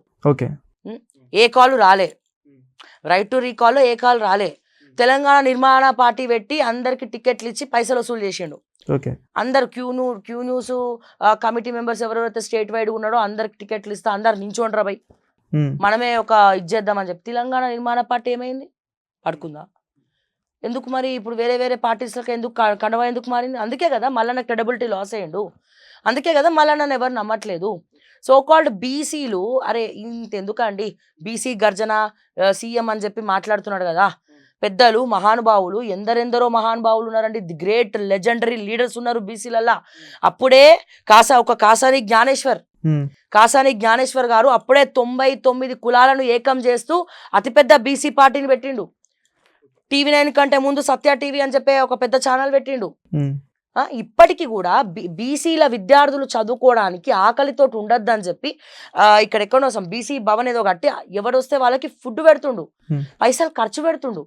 కానీ ఈయన ఏం చేస్తుండు? ఈయన లాంటి వాళ్ళు పైసలు ఉల్టా తీసుకుంటుండు. నాట్ ఓన్లీ కాసాని జ్ఞానేశ్వర్ గారు, ఆర్ కృష్ణయ్య గారు, వీళ్ళు ఎక్కడన్నా టంగ్ స్లిప్ అయినరా అండి? ఎక్కడన్నా వేరే కులాలను తిట్టిండ్రా అండి? ఎక్కడన్నా ఓసీలను తిట్టిండ్రా అండి? ఎక్కడన్నా ఎస్టీలను తిట్టిండ్రా అండి? ఎక్కడన్నా ఎస్సీలను తిట్టిండ్రా అండి? వాళ్ళ బీసీల ఆత్మాభిమానం దెబ్బతింటుంది. బీసీలకు రాజ్యాధికారం కావాలని చెప్పి వీళ్ళు ఫైట్ చేసారు తప్ప ఎక్కడ కూడా వేరే కులాలను మరి ఆర్ కృష్ణయ్య లాంటి వాళ్ళు కానీ, కాసాని జ్ఞానేశ్వర్ లాంటి వాళ్ళు కానీ ఎవరు కూడా కించపరచలేదే. కొండా లక్ష్మణ్ బాపూజీ ఎవరండి? ఒక బీసీ. ఆయన కూడా ఎక్కడ కూడా వేరే వాళ్ళని ఎవరిని కించపరచలేదే. ఇప్పటికి కూడా మనం అటువంటి వాళ్ళని మనం గుర్తు పెట్టుకుంటున్నాం. ఇప్పుడు నాలాంటి వాళ్ళు కూడా ఈయన గురించి మాట్లాడుతున్నారు అంటే బరాబర్ మంచిగానే మాట్లాడుతున్నాం. మరి వేరే ఎవ్వరు కూడా రెడ్డిలను ఉద్దేశించి వేరే కులాలని కించపరచలే కదా. మనకేం కావాలో మనం చెప్పుకోవడం వేరు, వేరే వాళ్ళని కించపరచడం వేరు. మరి ఈయన ఎందుకు కించపరచాలి? ఇదే మల్లన్న గారు అండి, ఒక ఇంటర్వ్యూలో నువ్వు ఓటర్ దగ్గరికి పోయి, బీసీ ఓటర్ దగ్గరికి పోయి ఒక 200 ఇస్తే ఓటేసిస్తారు, అది ఒక రెడ్డి ఓటర్ దగ్గరికి పోయి 1000 రూపాయలు ఇచ్చినా ఓటు అమ్ముకోరు అని ఒక ఇంటర్వ్యూలో అన్నారు. మరి ఇక్కడ ఎవరెవరిని కించపరిచినట్టు? ఓకే, ఒక్కప్పుడు ఇది అదే అంటున్నా, మరి ఆయనే కించపరుస్తుండు కదా బీసీలను. ఇప్పుడు డబ్బులు ఎవరు తీసుకుంటారండి? ఊర్లలో మాస్ పబ్లిక్, లేకపోతే ఎడ్యుకేషన్ బ్యాక్గ్రౌండ్ లేని వాళ్ళు, ఓటు విలువ తెలియని వాళ్ళు మాత్రమే డబ్బులు తీసుకుంటారండి. అందరు తీసుకోరు. ఇప్పుడు ఏమైంది? ట్రెండ్ మారింది. ఇప్పుడు కూడా ట్రెండ్ మారింది. ఇప్పుడు డబ్బులు తీసుకుంటున్నారు, కానీ డబ్బులు తీసుకున్నా ఓట్లేస్తలేరు. ఎవరికి ఓటేయాలో వాళ్ళకే వేస్తారు. సో అందులో అన్ని సామాజిక వర్గాలకు సంబంధించినటువంటి వెనకబడినటువంటి వాళ్ళు ఉన్నారు. ఈ ఒక్క రోజన్నా పప్పుకో ఉప్పుకో దానికో వస్తుందన్న ఆలోచన తప్ప ఇంకేం ఆలోచన ఉండదు వాళ్ళకి. అసలు ఈ సిస్టమ్ని, ఓటుకి డబ్బులు తీసుకునే సిస్టమ్ తీసుకొచ్చిందే చంద్రబాబు నాయుడు గారు, టీడీపీ పార్టీ. సౌత్లో ఎక్కడా కూడా ఈ సిస్టమ్ లేదు. సౌత్ వేరే నార్త్కి వెళ్ళండి, ఎలక్షన్ ఎంత అయిపోతుంది తెలుసా? 1 కోటి రూపాయలు ఎలక్షన్ ఖర్చు అయిపోతుంది ఒక ఎమ్మెల్యే, ఒక టికెట్ తీసుకొని నించిన వాడికి. అక్కడ ఎవరు డబ్బులు తీసుకోరు. డబ్బులు ఇస్తే చిప్పుడు కూడా తీసుకొని కొట్టి పంపిస్తారు. సో ఎందుకు ఢిల్లీలో ఆమ్ ఆద్మీ పార్టీ అంత ఈజీగా గెలిచింది ఫస్ట్ టైం? డబ్బులు తీసుకోరండి అక్కడ ఎవరు. మన సౌత్లోనే ఇది నడుస్తుంది. తెలంగాణ, ఆంధ్ర అండ్ కర్ణాటక, తమిళనాడు, ఈ 4 రాష్ట్రాల్లోనే ఈ డబ్బులు తీసుకునే సిస్టమ్ అనేది నడుస్తుంది. ఎక్కడ కూడా నడవట్లే. మరి ఆయనే అడగాలి, మరి బీసీలు డబ్బులు తీసుకునే డబ్బులు ఇవ్వకపోతే ఓట్లు వేయరా అంటే మరి ఆయనే అడగాలి. మరి తీర్మానం వలన కూడా మరి చాయ్ పైసలు ఎట్లయితే అడుక్కుండో, ఓటు పైసలు అడుక్కొని మరి ఆయన కూడా అట్లనే వేసినట్టు. మల్లన్న ఏ పార్టీ నుంచి పోరాడతారు మరి? ఇది అంత చిక్కని ప్రశ్న. ఇది కొత్త పార్టీ పెట్టే అవకాశాలు ఏమైనా? అవసరమైతే కొత్త పార్టీ అయినా పెడతామని మల్లన్ననే చెప్తుండు కదా. ఇదంతా రాజకీయం అంటే ఎమోషనల్ బ్లాక్మెయిల్ చేస్తుండు. నువ్వు అయితే నాకు మంత్రి పదవి, లేకపోతే నేను పార్టీ పెడతా. ఓకే, ఇప్పుడు కాంగ్రెస్ ఎంతమంది పెట్టిండ్రు పార్టీలు, బీసీలు పార్టీ అని చెప్పి ఎంతమంది సక్సెస్ అయినాయి? మల్లన్న తప్ప వేరే బీసీలు ఎవరు లేరా అండి? ఉన్నారు చాలా మంది సీనియర్. మరి సీనియర్లు ఎవరు రాలేదే? ఆర్ కృష్ణయ్య గారు తప్ప వేరే సీనియర్లు రాజకీయ నాయకులు ఎవరు రాలేదే మొన్న? ఎందుకు వెళ్ళలే? అసలు నాకు ఒక డౌట్ అడుగుతా. మీరు చూసిరా? సభ మొత్తం చూసిరా? కొంతవరకు చూసాను. చూసారు. కెమెరా ఫోకస్ మొత్తం స్టేజ్ మీద ఉంది, చూసిరా? స్టేజ్ కింద చూపించిరా? పబ్లిక్ని చూపించిరా? మల్లన్న హెలికాప్టర్, మల్లన్న దిగేది, మల్లన్న హెలికాప్టర్, మల్లన్న దిగేది స్టేజ్, మల్లన్న హెలికాప్టర్, మల్లన్న దిగేది స్టేజ్ తప్ప పబ్లిక్ని చూపించిర్రా? ఎంతమంది వచ్చిండ్రు? ఎవ్వడు రాలే. మీరు చూడండి, మొత్తం వైరల్ అవుతుంది. అన్ని ఖాళీ కుర్చీలే. ఒక మా అంటే 5,000 మందో 10,000 మందో వచ్చారు. 10,000 మంది ఏమో వచ్చినట్టున్నారు. వాళ్ళు వేసిందే 1,00,000 కుర్చీలు ఏమో, ఎన్నో కుర్చీలు వేసారు. ఎవరు రాలే. మరి ఇక్కడే తెలిసిపోతుంది కదా. మరి ఏంటి మేడం ఈ మల్లన్న హెలికాప్టర్ విషయం? ఏంటి మేడం, మల్లన్న గారు హెలికాప్టర్లో దిగుతాం మేము హెలికాప్టర్లు తీసుకుంటామని కూడా అన్నారు. డబ్బులు ఉంటే హెలికాప్టర్ ఎవరైనా ఎక్కచ్చు. ఓకే, బీసీలు ఎక్కచ్చు, ఎస్టీలు ఎక్కచ్చు, ఎస్సీలు ఎక్కచ్చు, నేను ఎక్కచ్చు, మీరు ఎక్కచ్చు, ముఖ్యమంత్రి గారు ఎక్కచ్చు. ఎవరైనా డబ్బు లేని వాళ్ళు కూడా హెలికాప్టర్ ఎక్కచ్చు డబ్బులు ఉంటే. మల్లన్న దగ్గర ఉన్నాయి కాబట్టి ఎక్కిండు. ఎవరిచ్చినా అడుగుతున్నా హెలికాప్టర్కి పైసలు ఎడికెళ్ళి వచ్చినాయి. అంటే దీనికి క్యాస్ట్తో కేటగిరీతో సంబంధం లేదు, డబ్బులు ఉంటే చాలా అంతే. మరి నాకు 30 లక్షలు వచ్చింది అనుకోండి, నేను కూడా బ్లాక్ చేసి పెట్టుకుంటా హెలికాప్టర్. ఇక్కడే నేను ఉండేది అక్కడెక్కడో ఉంటా, శ్రీనగర్ కాలనీలో. అక్కడ నుంచి రేవంత్ రెడ్డి ఇంటికి హెలికాప్టర్ పోతాను దగ్గర పైసలు ఉంటే వైకుంఠం, లేకపోతే ఊకుంటాం. అసలైన రిజర్వేషన్ ఇదే కదా. ఓకే, డబ్బు ఉంటే ఒక రిజర్వేషన్, డబ్బు లేకపోతే ఒక రిజర్వేషన్. ఇందాక చెప్పింది కూడా అదే. ఆకలికి ఏ రిజర్వేషన్ ఉండదండి, ఎవరు కూడా హెల్ప్ చేయడండి. నీచంగా చూస్తాడు. ఈ రోజున నేను ఎక్స్యూవీలో దిగుతున్నా, మారుతి సుజుకిలో దిగేటోడిని ఒకలాగా చూస్తాడు, ఎక్స్యూవీలో దిగేటోడిని, బెంజ్లో దిగేటోడిని ఇంకోలాగా చూస్తాడు. మీకు తెలియదా ఎట్లా చూస్తారో? అది చూసే వాళ్ళ దాంట్లో ఉంటుంది మేడం. అదే అంటున్నా, అందరూ ఒకేలాగా ఉండరు. మళ్ళా డబ్బున్నోళ్ళు కూడా కొంచెంమంది దాతలు ఉంటారు. కాకపోతే ఎక్కువ అహంకారం ఉన్న వాళ్ళు ఎక్కువ మంది ఉంటారండి. నేను చెప్పేది ఏంటంటే, సో ఇటువంటి సమయంలో అతను రిజర్వేషన్ చూసి చిన్న చూపు చూడరు. హ్మ్. ఆయన ఏ కార్లో దిగుతున్నాడు, ఏం కొననీకి వచ్చిండు, ఎంత డబ్బులు పెట్టి కొంటున్నాడు, అదే అట్లనే అయిపోయింది. ట్రెండ్ మారిందండి. ఎవరు కూడా రిజర్వేషన్ల గురించి ఆలోచించే టైం లేదు మనుషులకి. ఎందుకంటే పాప్కార్న్ల మీద కూడా ట్యాక్స్లు వేస్తున్నారు అక్కడ. సినిమాకి పోయి సినిమా థియేటర్లో కూర్చుందామంటే ఒక పాప్కార్న్ మీద కూడా ట్యాక్స్ వేసిండంటే ఆ పాప్కార్న్ ట్యాక్స్ ఎట్లా కట్టాలా అని చెప్పి మా మిడిల్ క్లాస్ ఫ్యామిలీలు, మా బడుగు బలహీన వర్గాలు, వెనుకబడినటువంటి కులాలు సతమతం అయిపోతున్నారు. పాప్కార్న్ సినిమాకి పోతే 1000 రూపాయలు, ఒక కుటుంబ సమేతంగా సినిమాకి పోతే ఇప్పుడు 5000 మినిమం ఖర్చు అవుతున్నాయి. పాప్కార్న్ తినాలంటే తినలేని పరిస్థితి. గుర్తొచ్చేది ట్యాక్సే. మరి నీకు బీసీకి ఈ ట్యాక్స్ కట్టాలి, ఎస్టీకి ఈ ట్యాక్స్ కట్టాలని ఎక్కడ లేదు కదండి. ట్యాక్స్ పొద్దున్న లేచి ఏమంటాం, ఆఫీసులకు పోవాలి, ఉద్యోగాలు చేయాలి, స్కూల్ ఫీజులు, బడ్జెట్ పద్మనాభంలు ఎంతమంది లేరండి తెలంగాణలో. వాళ్ళందరూ క్యాస్ట్ గురించి ఆలోచించే టైం అని ఉంటుందా అండి? ఇంటికి వచ్చి ఇట్లా కీస్ అట్లా పడేసి టంగు అని పడిపోతున్నాం. అంత టైం ఉండట్లేదండి. ఎవరికి మరి టైం ఉండదంటే ఖాళీగా ఉన్నోళ్ళకి. ఓకే, ఎవరైతే ఖాళీగా ఉంటారు, ఏం దొంగతనం చేయాలో అర్థం కాని వాళ్ళు, ఏం కుట్రలు చేయాలో అర్థం కాని వాళ్ళు మాత్రమే ఇవన్నీ ఆలోచిస్తారండి. మిగతా వాళ్ళకి అసలు అంత టైం లేదు. మీరు అంటున్న పాయింట్ చూద్దాం మేడం. అసలు మల్లన్నకి ఏం కావాలి? మల్లన్న గారికి బీసీ అభివృద్ధి కావాలా, లేకపోతే తన సొంత ప్రయోజనాల కోసం చేస్తున్నారు? మల్లన్నకి ఏం కావాలంటే డబ్బులు కావాలి, ముఖ్యమంత్రి పదవి కావాలి, అవసరమైతే ప్రధానమంత్రి అవ్వాలి. మీరేమనుకుంటున్నారు కాంగ్రెస్ పాలన మీద? నేను ఎలా ఉంది అనుకోండి అంటే, ప్రజలందరూ పొట్టు తిడుతురు. ఓకే, ఎవరు మా గొట్టంగాలు ఏడిపోయి గొట్టం పెట్టినా పొట్టు తిడుతురు. ఏ బండ కర్మ హిట్స్ అంటారు చూసిరా. మా రేవంత్ రెడ్డి యూట్యూబ్ ఛానల్స్ ని ఇంకొంతమందిని గొట్టంగాలంటే రేవంత్ రెడ్డిని ఏకంగా గొట్టంగాలని చెప్పి ప్రజలు అంటుండ్రు. అంటే పబ్లిక్ రియాక్షన్ 420 హామీలు ఈజ్ ఈక్వల్స్ టు 420. ఎందుకు మేడం? చరిత్రకి ఎక్కిండు కదా రేవంత్ రెడ్డి. దేశంలోనే గిన్నిస్ బుక్ రికార్డులకు ఎక్కిండు. మీరు రాయాలి, మీరు కూడా ఆంధ్రప్రభలో మీరు ఈ వార్త రాసిరో లేదో నాకు తెలియదు. మీరు ఏం రాయాలంటే, దేశంలోనే 83 క్రిమినల్ కేసెస్ ఉన్నటువంటి ఏకైక ముఖ్యమంత్రిగా భారతదేశంలో చరిత్రకెక్కినటువంటి మా రేవంత్ రెడ్డి గారు, హానరబుల్ చీఫ్ మినిస్టర్. తెలుసా మీకు? విన్నారా మీరు? సో ఇప్పుడు ముఖ్యమంత్రులు ఎవరు అవ్వాలి? క్రిమినల్స్ అవ్వాలి. 83 కేసులు ఉన్నాయి మా రేవంత్ అన్న మీద.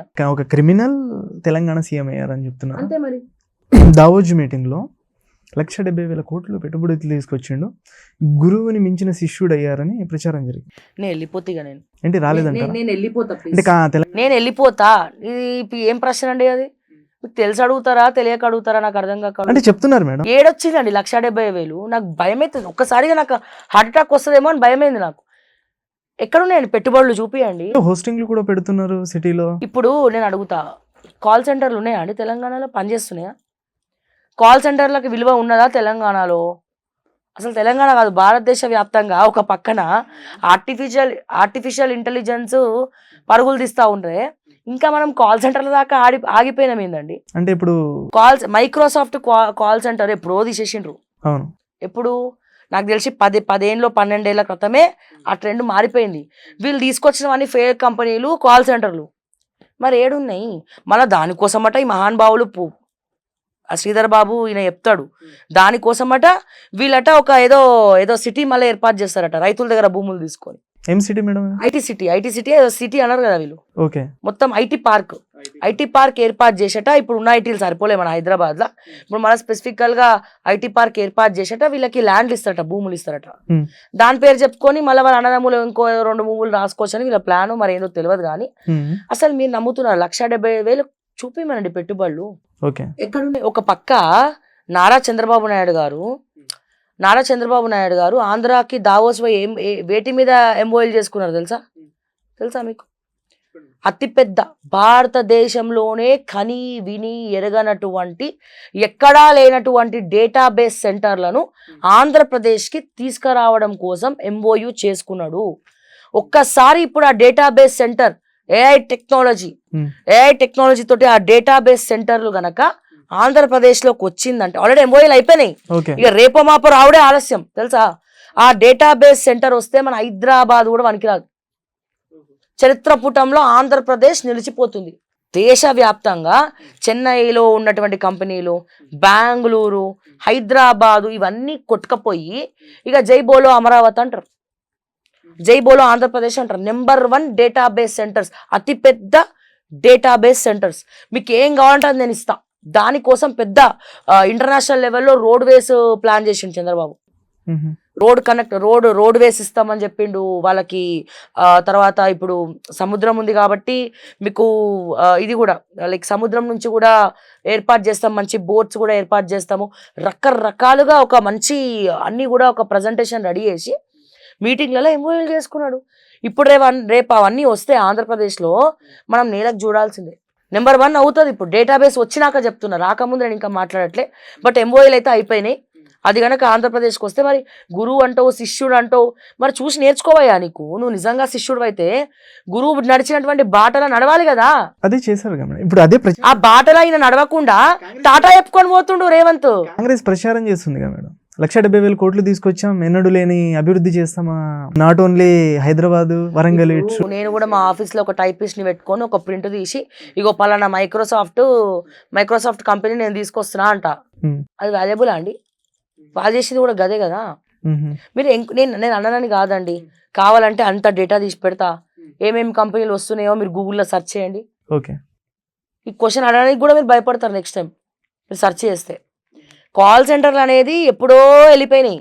మైక్రోసాఫ్ట్ కాల్ సెంటర్ నడపలేక మాకొద్దు మొత్తం లాస్ నడుస్తుందని చెప్పి 10-15 సంవత్సరాల క్రితమే రద్దు చేసింది.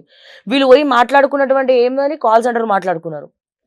కాల్ సెంటర్లా ఒక పక్క ఏ టెక్నాలజీ, ఆర్టిఫిషియల్ ఇంటెలిజెన్స్ కోసం అందరు పరుగులు తీస్తూ ఉంటే ఈయన పోయి వెనక తీసుకుపోయినండి రాష్ట్రాన్ని.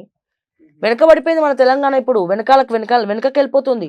ఒకప్పటి రోజులు నేను అంటున్నా, 3 రంగుల జెండా బట్టి సింగమోలే వచ్చినాడు అని చెప్పి పాట పాడితే ఏదో రోజులు తీసుకొస్తామంటే ఏదో రోజులు అనుకున్నాం, కానీ మళ్ళీ వెనకబడిన రోజులు తీసుకొస్తామని అనుకోలేము మేము. మరి మీరు అన్న పాయింట్ని బీఆర్ఎస్ వాళ్ళు ఎందుకు తీసుకురావట్లేదు బయటికి? సిండికేట్ నడుస్తుందేమో.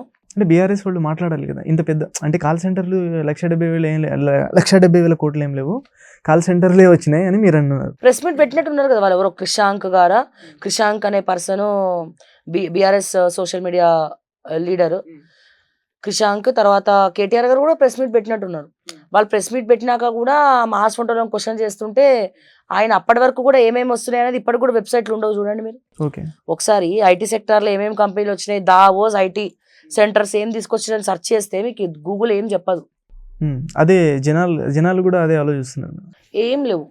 ఒకవేళ పెట్టుబడులు వచ్చినాయి అనుకో, ఉద్యోగాలు వస్తున్నాయి, తెలంగాణ బాగుపడిపోతుంది అంటారు. ఎవరు వస్తారంటే తెలంగాణ వాళ్ళకు ఉద్యోగాలు ఇస్తారా? ఐటీ సెంటర్లలో అవి సాధ్యమేనా? ఐటీ వింగ్లో తెలంగాణోడు చెన్నైలో చేస్తుండు, చెన్నైోడు తెలంగాణలో చేస్తుండు, లేకపోతే బెంగళూరులో చేస్తాడు, లేకపోతే సింగపూర్లో ఇంకెక్కడెక్కడో వేస్తుండు. కానీ తెలంగాణ వాళ్ళకు తెలంగాణలో ఉద్యోగాలు అనేవి సాధ్యమా? సరే, ఇది వదిలేద్దాం మేడం. కాంగ్రెస్ వచ్చిన తర్వాత రైతులకు న్యాయం జరిగిందా? జరగలేదు కాబట్టి రైతులు ఆత్మహత్యలు చేసుకుంటున్నారు. అది బీఆర్ఎస్ ప్రభుత్వంలో జరిగిందని రేవంత్ రెడ్డి ఇంకెక్కువ చేస్తున్నారు. ఇప్పుడు బీఆర్ఎస్ హయాంలో జరిగినాయి ఆత్మహత్యలు, బరాబర్ జరిగినాయి. కానీ ఇప్పుడు డబుల్ ట్రిపుల్ అయింది కదా. అట్లీస్ట్ బీఆర్ఎస్ హయాంలో ఆత్మహత్యలు చేసుకుంటే రైతు బీమా అన్న వస్తుంది ఇన్సూరెన్స్ ద్వారా 5 లక్షల రూపాయలు. ఇక్కడ ఆత్మహత్యలు చేసుకుంటే 5 లక్షలు కూడా దిక్కులేవు కదా. నీకు అర్థమైందా? బీఆర్ఎస్ హయాంలో కూడా ఆత్మహత్యలు జరిగినాయి, కానీ ఇప్పుడు ఇంకెక్కువ జరుగుతున్నాయి రేషియో పరంగా చూసుకున్నట్టయితే. అప్పుడు ఆత్మహత్యలు చేసుకున్న వాళ్ళకి రైతు బీమా కింద 5 లక్షలు జమైనాయి వాళ్ళ కుటుంబానికి. ఇప్పుడు అది కూడా దిక్కులేదు అంటున్నా నేను. మరి హైడ్రా పేరుతో అక్రమాలు, కూల్చివేత ఇలా ఇవన్నీ చేశారు రేవంత్ రెడ్డి గారు రాగానే. అక్రమంగా కట్టుకుంది ఎవరు? సామాన్య ప్రజలు అక్రమంగా కట్టుకున్నారా? ఇప్పుడు మీరో నేనో పోయి ఒక కబ్జా చేస్తాం, మేము అక్రమ కట్టడం కడతామంటే ఇస్తారా మనకి? తరిమి కొడతారు. అక్రమాలు చేసేది ఎవరండి? So called construction companies. చెరువుల్ని కబ్జా చేసింది వంశీరామ్ బిల్డర్స్. ఫీనిక్స్ ఇప్పుడు కూడా చూపిస్తారు, అండర్ కన్స్ట్రక్షన్ ఉంది ఫీనిక్స్. ఇప్పుడు కూడా దుర్గం చెరువు కాడ రేవంత్ రెడ్డి అన్న ఉంటుండు. వాళ్ళ ఇంటికేమో నోటీసులు, సామాన్య బతుకులకేమో బుల్డోజర్లా. ఎందుకు మేడం? ఒక ఫిలిం స్టార్ ఫంక్షన్ హాల్ కూడా కూల్చారు కదా. నాగార్జున గారు తలుచుకుంటే తెలంగాణ మొత్తం కొనేస్తాడు, అంత ఆస్తి నాగార్జునకి. ఓకే, మీకు మా అంటే ఎన్ కన్వెన్షన్ ద్వారా దాదాపు నాగార్జున ఇప్పటి వరకు కొన్ని వేల కోట్లు సంపాదించాడు.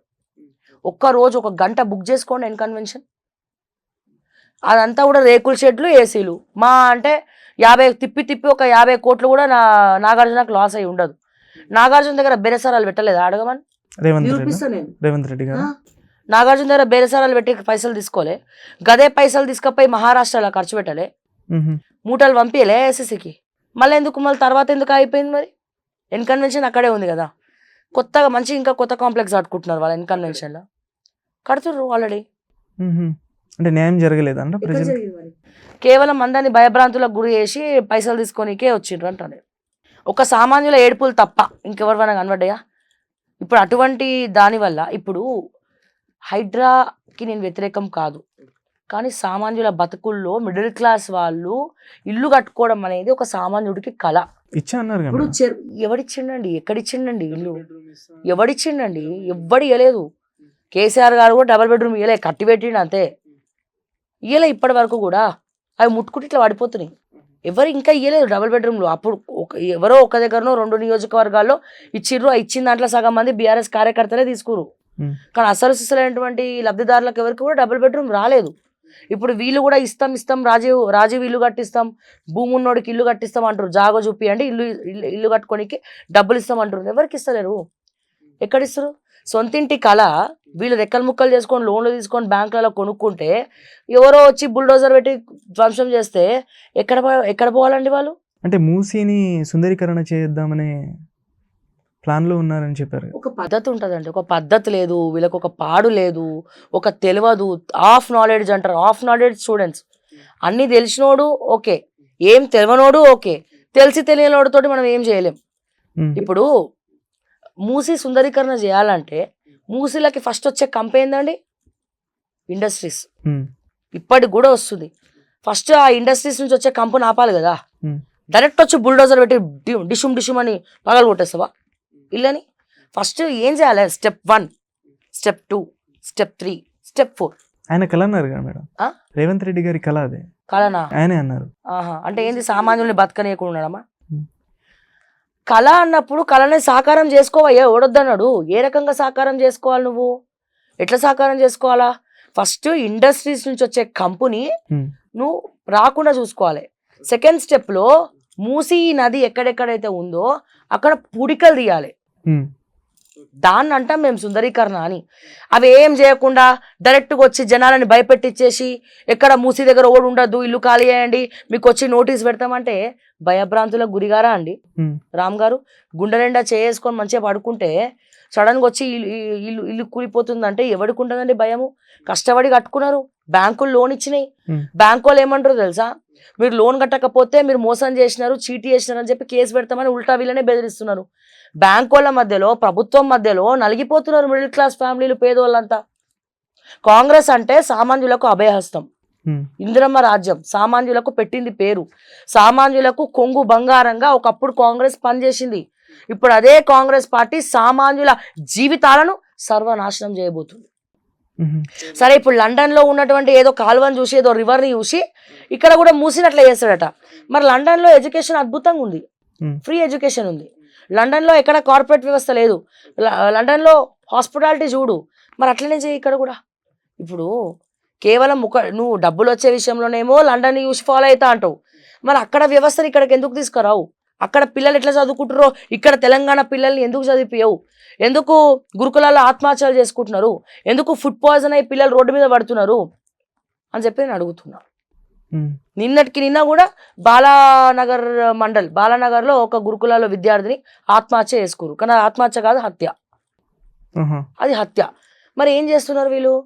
ఏడి విద్యాశాఖ మంత్రి ఏడి తెలంగాణలో? చూపియండి. ఎప్పుడొస్తారు హోంశాఖ మంత్రి ఏడి? అన్ని రేవంత్ రెడ్డి దగ్గర పెట్టుకుని కాబట్టి రేవంత్ రెడ్డిని అడుగుతున్నావు. మరి నువ్వు విఫలమైనవు, నువ్వు ముఖ్యమంత్రిగా అనర్హుడివి, ఎమ్మెల్యే కూడా వనికి రావు. ఒకసారి మీరే కదా మేడం కొన్ని లైవ్ చేస్తూ బీఆర్ఎస్ ని బాగా తిట్టి రేవంత్ రెడ్డి గారు మంచి కాంగ్రెస్ రావాలని మీరు కూడా ఒక బీఆర్ఎస్ ఉన్నప్పుడు కాంగ్రెస్ కి ఓట్లేయమని నేను ఎక్కడ కూడా చెప్పలే. ఒక్క వీడియో చూపియండి. బీఆర్ఎస్ ని ఓడగొట్టండి అని చెప్పినాను తప్ప కాంగ్రెస్ కి ఓటేయని చెప్పలే. ఆడ బీజేపీ పార్టీ కూడా ఉంది కదా, కాంగ్రెస్ కూడా ఉంది కదా.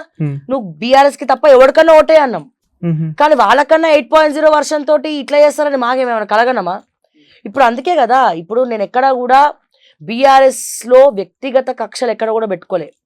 కేసీఆర్ ని ఎక్కడ కూడా బూతులు తిట్టలేదు నేను. కేసీఆర్ యొక్క పాలన గురించి, అహంకారం గురించి మాట్లాడిన తప్ప ఎక్కడ కూడా డిగ్రేడ్ చేసి బూతులు తిట్టడము, నాకు ఎవడైతే కమెంట్లు పెట్టిండో, ఎవడైతే నన్ను బండబూతులు తిట్టిండో వాళ్ళని తిట్టినా, కానీ ఎక్కడా కూడా కేసీఆర్ ని నేను కించపరచలేదు. ప్రజల పక్షాలను నేను మాట్లాడినా, వాళ్ళ లోటుపాట్లను ఎత్తి చూపించినా, వాళ్ళ లోటుపాట్లు, వాళ్ళ ఎమ్మెల్యేలు చేసే అవినీతిని, వీళ్ళు చేసే అవినీతిని నేను ఎత్తి చూపించిన తప్ప ఎక్కడ కూడా నేను బండబూతులు తిట్టి వ్యక్తిగత కక్షలు పెట్టుకొని వాళ్ళని ఎక్కడ కూడా నేను దూషించలేదే. వాళ్ళ వైఫల్యాల గురించి మాట్లాడినా, ఇప్పుడు కూడా మాట్లాడుతున్నా. రేవంత్ రెడ్డిని పొగడేది వాస్తవం అయితే మరి ఇప్పుడు కూడా నేను రేవంత్ను పొగడాలి కదా. నేను అప్పుడు ప్రజల పక్షమే, అప్పుడు ప్రతిపక్షమే, ఇప్పుడు ప్రజల పక్షమే, ఇప్పుడు కూడా ప్రజల పక్షమే, ఇప్పుడు కూడా ప్రతిపక్షమే. జర్నలిస్ట్ అనే వ్యక్తి ఎవరైనా సరే, పత్రికలు ఏవైనా సరే ప్రజల పక్షమే రాయాలి. ప్రజల పక్షం ఎప్పుడు కూడా ప్రతిపక్షమే. నేను అది ఫాలో అవుతున్నా. ఖచ్చితంగా 100% నేను దానికి న్యాయం చేస్తున్నా అని చెప్పి గర్వంగా ఫీల్ అయితే విషయంలో. నిన్నటి వరకు ఇవాళ కూడా భట్టి విక్రమార్క గారిని బాగా కామెంట్లు చేస్తున్నారు మేడం డైరెక్ట్గా. నిజమేనా అదంతా మీరు చేసిందంతా? నిజమే. ఎక్కడ కూడా అబద్ధం ఎక్కడ కూడా అబద్ధం చెప్పాను. ఎక్కడైనా సరే డైరెక్ట్ గా కుండ బద్దల కొట్టేటువంటి మాట్లాడేటువంటి ధైర్యం నాకున్నది. ప్రూవ్ చేయమంటే కూడా నేను ప్రూవ్ చేస్తా. ఇంతకు ముందు 8%, ఇప్పుడు 13%. స్కిట్ కూడా చేసిన కదా బట్టి గారు. ఎట్లా ఇప్పుడు అట్లా కాదబ్బా. ఇప్పుడు వీళ్ళందరి కళ్ళు కప్పి నేను చేయాలంటే కష్టం కదా. బ్యాక్ డోర్లకి పిఎల్ని కూడా నమ్మాడండి. రాత్రి 12 వరకు కూడా కూర్చొని బిల్స్ చేసుకుంటా ఉంటాడు. 13%, 8%. డీల్ చేసేది వాళ్ళ భార్య. ఓకే. ఇప్పుడు మొన్న ఉత్తమ్ కుమార్ రెడ్డి ఏఐసిసికి పోయి కంప్లైంట్ ఇచ్చిండు, రిపోర్ట్ ఇచ్చిండు వీళ్ళ మీద. ఎందుకు ఇచ్చిండు? ఎక్కడ చెడిందంటే, ఇరిగేషన్ డిపార్ట్మెంట్ ఎవరిదండి? ఇరిగేషన్ మంత్రి ఎవరండి? ఉత్తమ్ కుమార్ రెడ్డి ఇరిగేషన్ మంత్రి తెలంగాణకి. ఓకే. మెగా కృష్ణారెడ్డికి సంబంధించినటువంటి కాంట్రాక్ట్ బిల్స్ క్లియర్ చేయమని చెప్పి మెగా కృష్ణారెడ్డి బట్టిని అడగడం జరిగింది. బట్టి ఏం చేసిండు? ఆ మెగా కృష్ణారెడ్డికి సంబంధించిన ప్రాజెక్టులు ఇరిగేషన్ కి సంబంధించినవి అనమాట. ఇరిగేషన్ బిల్స్ ని బట్టి 8% తోటి క్లియర్ చేసిండు. బట్టి వాళ్ళ భార్య డైరెక్ట్ గా డీల్ చేసింది 8% తోటి. 8% తోటి బట్టి భార్య డీల్ చేస్తే 2% రేవంత్ రెడ్డి గారికి పంపించినారు. 6% బట్టి గారి భార్య పెట్టుకున్నారు. మరి ఇక్కడ ఇరిగేషన్ మంత్రికి తెలియదు బిల్ పాస్ అయినట్టు. అదే ఇరిగేషన్ మంత్రికి కూడా వీళ్ళు కమిషన్ ఇచ్చి ఉంటే బహుశా స్టోరీ వేరేలాగా ఉండదేమో. అరే నాకే తెలియకుండా నా బిల్ ఎట్లా మీరు చేస్తారు అని చెప్పి ఉత్తమ్ కుమార్ రెడ్డికి బాగా కోపం వచ్చి ఢిల్లీకి రిపోర్ట్లు పంపించిన వీళ్ళందరి మీద మొత్తం లోపల కొట్టుకుంటుర్రు. పైకే వీళ్ళంతా లోపలంతా కొట్టుకోవడమే. మెగాకి ఇంతకు ముందు బీఆర్ఎస్ లో ఉన్నప్పుడు కాంగ్రెస్ గట్టిగా చేసింది. మెగా వాళ్ళు ఇది తీసుకుంటున్నారు, క్యామ్లు చేస్తున్నారు, ఇవన్నీ నడిచాయి. మళ్ళీ ఈ గవర్నమెంట్ లో కూడా అదే వాళ్ళకే ఇస్తున్నారు కదా ప్రాజెక్ట్. నేను మొన్న ఒక స్టోరీ చేసిన, మీరు చూసినారో లేదో. మెగా కృష్ణారెడ్డి తోపు అని చెప్పిన, మెగా కృష్ణారెడ్డిని పార్టీ పెట్టమని చెప్పిన. మెగా కృష్ణారెడ్డికి ఒక డీల్ ఇచ్చిన డైరెక్ట్ గా నేనే ఇచ్చా. ఎందుకంటే మెగా కృష్ణారెడ్డి ఎలక్టోరల్ బాండ్స్ బీఆర్ఎస్ కు ఉంది, బీజేపీకి ఉన్నాయి, కాంగ్రెస్ కూడా ఉంది. ఇంతమంది పొలిటికల్ లీడర్లను గ్రిప్ లో పెట్టుకున్నా అంటే మరి మెగా కృష్ణారెడ్డి గ్రేటే కదా. నేనేమంటానంటే, మెగా కృష్ణారెడ్డి గారు తెలంగాణ ప్రజలకి డైరెక్ట్ గా కమిషన్ ఇవ్వండి, మీరు ఒక పార్టీ పెట్టండి, కాంట్రాక్ట్లు అన్ని మీద తీసుకోండి, మీరు తెలంగాణ ముఖ్యమంత్రి కండి. కానీ మీరు ఎవరికైతే, ఏ లీడర్స్ కి అయితే మీరు 30%, 40% ఫండింగ్ ఇస్తున్నారో ఆ ఫండింగ్ నా తెలంగాణ ప్రజలకి. బాగుంది కదా కాన్సెప్ట్, బాగుందా లేదా? ఇప్పుడు మధ్యలో మెగా కృష్ణారెడ్డి వీళ్ళు ప్రజలు ఓట్లేస్తే గెలిచినటువంటి రాజకీయ నాయకులను గ్రిప్ లో పెట్టుకొని ఏ పార్టీ వస్తే ఆ పార్టీని ఈయన మేపుతున్నాడు అంటే మెగా కృష్ణారెడ్డి కూడా హీరోనే కదా. ఇంతమందిని మేనేజ్ చేస్తుండే తోపే కదా. మరి అదేదో డైరెక్ట్ గా మెగా కృష్ణారెడ్డి పార్టీ పెడితే మెగా కృష్ణారెడ్డి అన్ని ప్రాజెక్టులు తీసుకోమను, టెండర్ కూడా లేకుండా. ఆ కాంట్రాక్ట్ ఏదో మా ప్రజలకి ఇవ్వనండి. ఆ 30% కమిషన్ రేవంత్ రెడ్డికి ఇచ్చే బదులు, ఉత్తమ్ కుమార్ రెడ్డికి ఇచ్చే బదులు, బట్టికి ఇచ్చే బదులు, కేసీఆర్ కి ఇచ్చే బదులు, కేటీఆర్ కి ఇచ్చే బదులు, వీళ్ళందరికీ పైసలు ఇచ్చే బదులు డైరెక్ట్ గా మెగా కృష్ణారెడ్డిని ప్రజలకి రాసిమ్మనండి. ఆ 30%, 40% మా ప్రజలు మెగా కృష్ణారెడ్డిని గుండెలో పెట్టుకుంటారు. మా ప్రజలు విగ్రహాలు కడతారు, పాలాభిషేకాలు చేస్తారు మెగా కృష్ణారెడ్డికి. ఆయన ఇచ్చే 30-40% చాలండి మా తెలంగాణ నెంబర్ 1 చేయడానికి. ఆయన ఇచ్చే 30-40% చాలు మా తెలంగాణ విద్య అభివృద్ధిలోకి వెళ్ళడానికి. ఎవరికి ఇస్తున్నారు 30-40%? తెలంగాణ ప్రజలకి రాసిమ్మంటున్నా. ఇంతకు ముందు ఎవరికి ఇస్తున్నారు అని చెప్తున్నాను. బీజేపీకి ఇచ్చిండు కదా, కాంగ్రెస్ కి ఇచ్చిండు కదా, బీఆర్ఎస్ కి ఇచ్చిండు కదా, ఏ పార్టీ అధికారంలోకి వస్తే ఆ పార్టీకి ఇస్తుండు కదా. అన్ని పార్టీలకి మెగా కృష్ణారెడ్డి ఎలక్టోరల్ బాండ్స్ ఉన్నాయి కదండి మెయిల్ కంపెనీ ద్వారా. బీజేపీకి కూడా ఇచ్చిండు, కాంగ్రెస్ కూడా ఇచ్చిండు, బీఆర్ఎస్ కూడా ఇచ్చిండు. వీళ్ళు ఎవరికి ఇయ్యకు, నువ్వే పార్టీ పెట్టు. మెగా కృష్ణారెడ్డికి చెప్తున్నా నేను, మీరే పార్టీ పెట్టండి, కావాలంటే మేమే ప్రచారం చేస్తాం, మీరు పాదయాత్రలు కూడా చేయక్కర్లే. మా తెలంగాణ ప్రజలకు ఈ సోకాల్డ్ రాజకీయ నాయకులకు ఇస్తే నీకు పేరు రాదు, డబ్బులు లాసు. అదే మా తెలంగాణ ప్రజలకు నువ్వు రాసిస్తే 30% 40% డైరెక్ట్ గా స్కూల్ నువ్వే కట్టి అన్ని నువ్వే కట్టించేసి ఆ 30-40% నువ్వు తెలంగాణ ప్రజలకు రాసిస్తే తెలంగాణలో ఉన్నటువంటి ఆకలి చావులు ఉండవు. వెనకబడినటువంటి కులాలే కాదు, వెనకబడినటువంటి వాళ్ళందరూ కూడా అభివృద్ధిలోకి వస్తారు. ప్రతి ఒక్క పేదోడు చదువుకుంటాడు, ప్రతి ఒక్కడు అద్భుతంగా ట్రీట్మెంట్ చేయించుకుంటాడు గవర్నమెంట్ హాస్పిటల్లో. ఈయనకి కాంట్రాక్టులు వస్తాయి, ఎందుకంటే ఆయన ముఖ్యమంత్రి కదా. ఎన్ని కాంట్రాక్టులు కొంటే అన్ని కాంట్రాక్టులు తీసుకో, కానీ మా తెలంగాణలో ఉన్నటువంటి వాళ్ళందరినీ అభివృద్ధి చెయ్యి. వీళ్ళకి రాజకీయ నాయకులు పక్కన పెట్టేసేయి, డైరెక్ట్ డీల్ మనమే పెట్టుకుందాం. మధ్యలో రాజకీయ నాయకుల్ని కట్ చేయమని చెప్తున్నా నేను. కొత్త ఐడియా ఇచ్చిన నేను. ఏం చేస్తాం మరి? మెగా కృష్ణారెడ్డిని అరెస్ట్ చేస్తలేడు ఒకడు కూడా, అందరూ అమ్ముడు పోయినరు. మరి దానికంటే మెగా కృష్ణారెడ్డికి మనం డైరెక్ట్ కనెక్ట్ చేసుకుంటే బెస్ట్ కదా అని నేను ఆలోచించిన. దయచేసి నేను మళ్ళీ చెప్తున్నా, మీ ఆంధ్రప్రభ ఛానల్ ద్వారా కూడా చెప్తున్నా, మెగా కృష్ణారెడ్డి ఆలోచించండి సార్.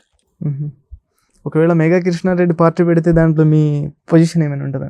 నాకేమొద్దు, పొజిషన్లో వద్దు, ఏమొద్దు, హ్యాపీగా ఇదే బాగుంది. మీరు ఎవరి పక్షాన ఉంటారు? ప్రజల పక్షం.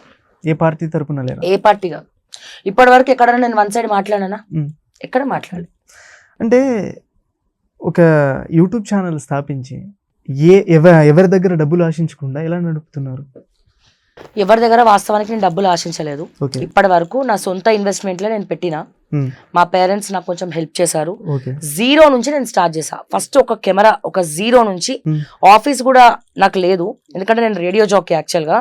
సో రేడియో జాకీగా ఉంటూనే నేను ఫస్ట్ ఒక సెలబ్రిటీ ఇంటర్వ్యూ స్టార్ట్ చేశాను. అంటే నాకున్న కాంటాక్ట్స్ తోటి నేను ఫస్ట్ ఒక ఉమెన్ గా నాకు నేను గుర్తింపు పొందాలి. ఎక్కడ కూడా ఎక్కడ పనిచేయడం నాకు ఇష్టం లేదు. సో అందుకని చెప్పి నేను చూసిన, ఎక్కడ ఏ ఛానల్ చూసినా అక్కడ మళ్ళీ పాలిటిక్స్ ఉంటాయి. మహిళలను అయితే ఎవరు కూడా ముందరికి రానియాడు. ఓకే, అయితే పక్కలేయాలి, డైరెక్ట్ చెప్తున్నా, ఏమనుకోదు. అయితే అమ్మాయిలు పైకి రావాలంటే వీళ్ళ పక్కల పడుకోవాలి, లేదా ఇక నేను చెప్పాను ఇంకో డైలాగు, టాలెంట్ ఉంటే ఎవడు కూడా గుర్తించడు. సో అందుకే నాకు ఇవన్నీ నచ్చవు కాబట్టి నేను డైరెక్ట్ గా ఛానల్ పెట్టుకున్నా. జీరో నుంచి ఇప్పుడు ఈ పొజిషన్ వరకు నేను వచ్చిన. సో ప్రతిదీ కూడా నా ఓన్ ఇన్వెస్ట్మెంటే. ఓకేనా? ప్రతిదీ కూడా ఇప్పటికి కూడా నా ఛానల్ మీద అప్పులు ఉంటాయి, అవన్నీ కూడా చూపెట్టమంటే నేను చూపిస్తా. అండ్ ఇంకోటి, ఇప్పుడు ఇంటర్వ్యూ చేస్తామండి, ఇంటర్వ్యూ చేస్తే డెఫినెట్ గా డబ్బులు ఇస్తారు, అడ్వర్టైజ్మెంట్స్ తెచ్చుకుంటాం. ఓకేనా? ఎట్లా వస్తాయి డబ్బులు మీరు అడుగుతున్నారు కాబట్టి నేను చెప్తాను. యూట్యూబ్ రెవెన్యూ వస్తుంది నాకు, ఒకసారి 1,00,000 వస్తుంది, ఒకసారి 1,50,000 వస్తుంది. నా వ్యూస్ మాత్రం ఎక్కువ కనబడతాయి, డబ్బులు మాత్రం తక్కువ వస్తాయి. ఎందుకు అంటే రిపోర్ట్లు ఎక్కువ కొడతారు. రేవంత్ రెడ్డిని తిట్టినాను అనుకోండి, ఆ సునీల్ కానుగోలు కొడతాడు. ఓకే, తిన్మారమలన్న తిట్టినాను అనుకోండి, తిన్మారమలన్న టీం కొడుతుంది. బండి సంజయ్ తిట్టినాను అనుకోండి, బండి సంజయ్, కొండా విశ్వేశ్వరరెడ్డి. ఇట్లా ఎవరి గురించి మాట్లాడితే, ఐఏఎస్ ఆఫీసర్లు, నేను చాలా కష్టపడ్డా ఐఏఎస్ ఆఫీసర్ల గురించి, వాళ్ళ స్కాములన్నీ కూడా బయట పెట్టిన. కానీ ఏ గవర్నమెంట్ కూడా లైక్ ఈ గవర్నమెంట్ వచ్చినాక వాళ్ళని అరెస్ట్ చేస్తా అనుకుంటే ఇప్పుడు వాళ్ళనే పెట్టుకొని నడిపిస్తా ఉన్నారు. సో ఇట్లా వాళ్ళు రిపోర్ట్లు కొట్టిస్తారు. సో నాకు ఇప్పుడు చాలా కష్టంగా ఉంది, ఛానల్ నడవడం కూడా చాలా కష్టంగా ఉంది. కానీ ఇప్పటి వరకు నేను గర్వంగా చెప్పుకుంటా, అకౌంట్ నెంబర్ స్క్రీన్ మీద పెట్టి ఇప్పటి వరకు నేను ప్రజలు ఎవరిని కూడా పైసలు అడిగి పలానా రూపాయి నేను చాయ్ పైసలో ఇంకేదో పైసలు ఇవ్వండి అని చెప్పి నేను ఎక్కడ కూడా అడగలేదు. అడగని ఏకైక ఛానల్ ఓకే టీవీ అని గర్వంగా నేను చెప్పుకుంటా. అండ్ ఇకపోతే అడ్వర్టైజ్మెంట్స్ తెచ్చుకుంటానండి, అడ్వర్టైజ్మెంట్స్ తెచ్చుకుంటా.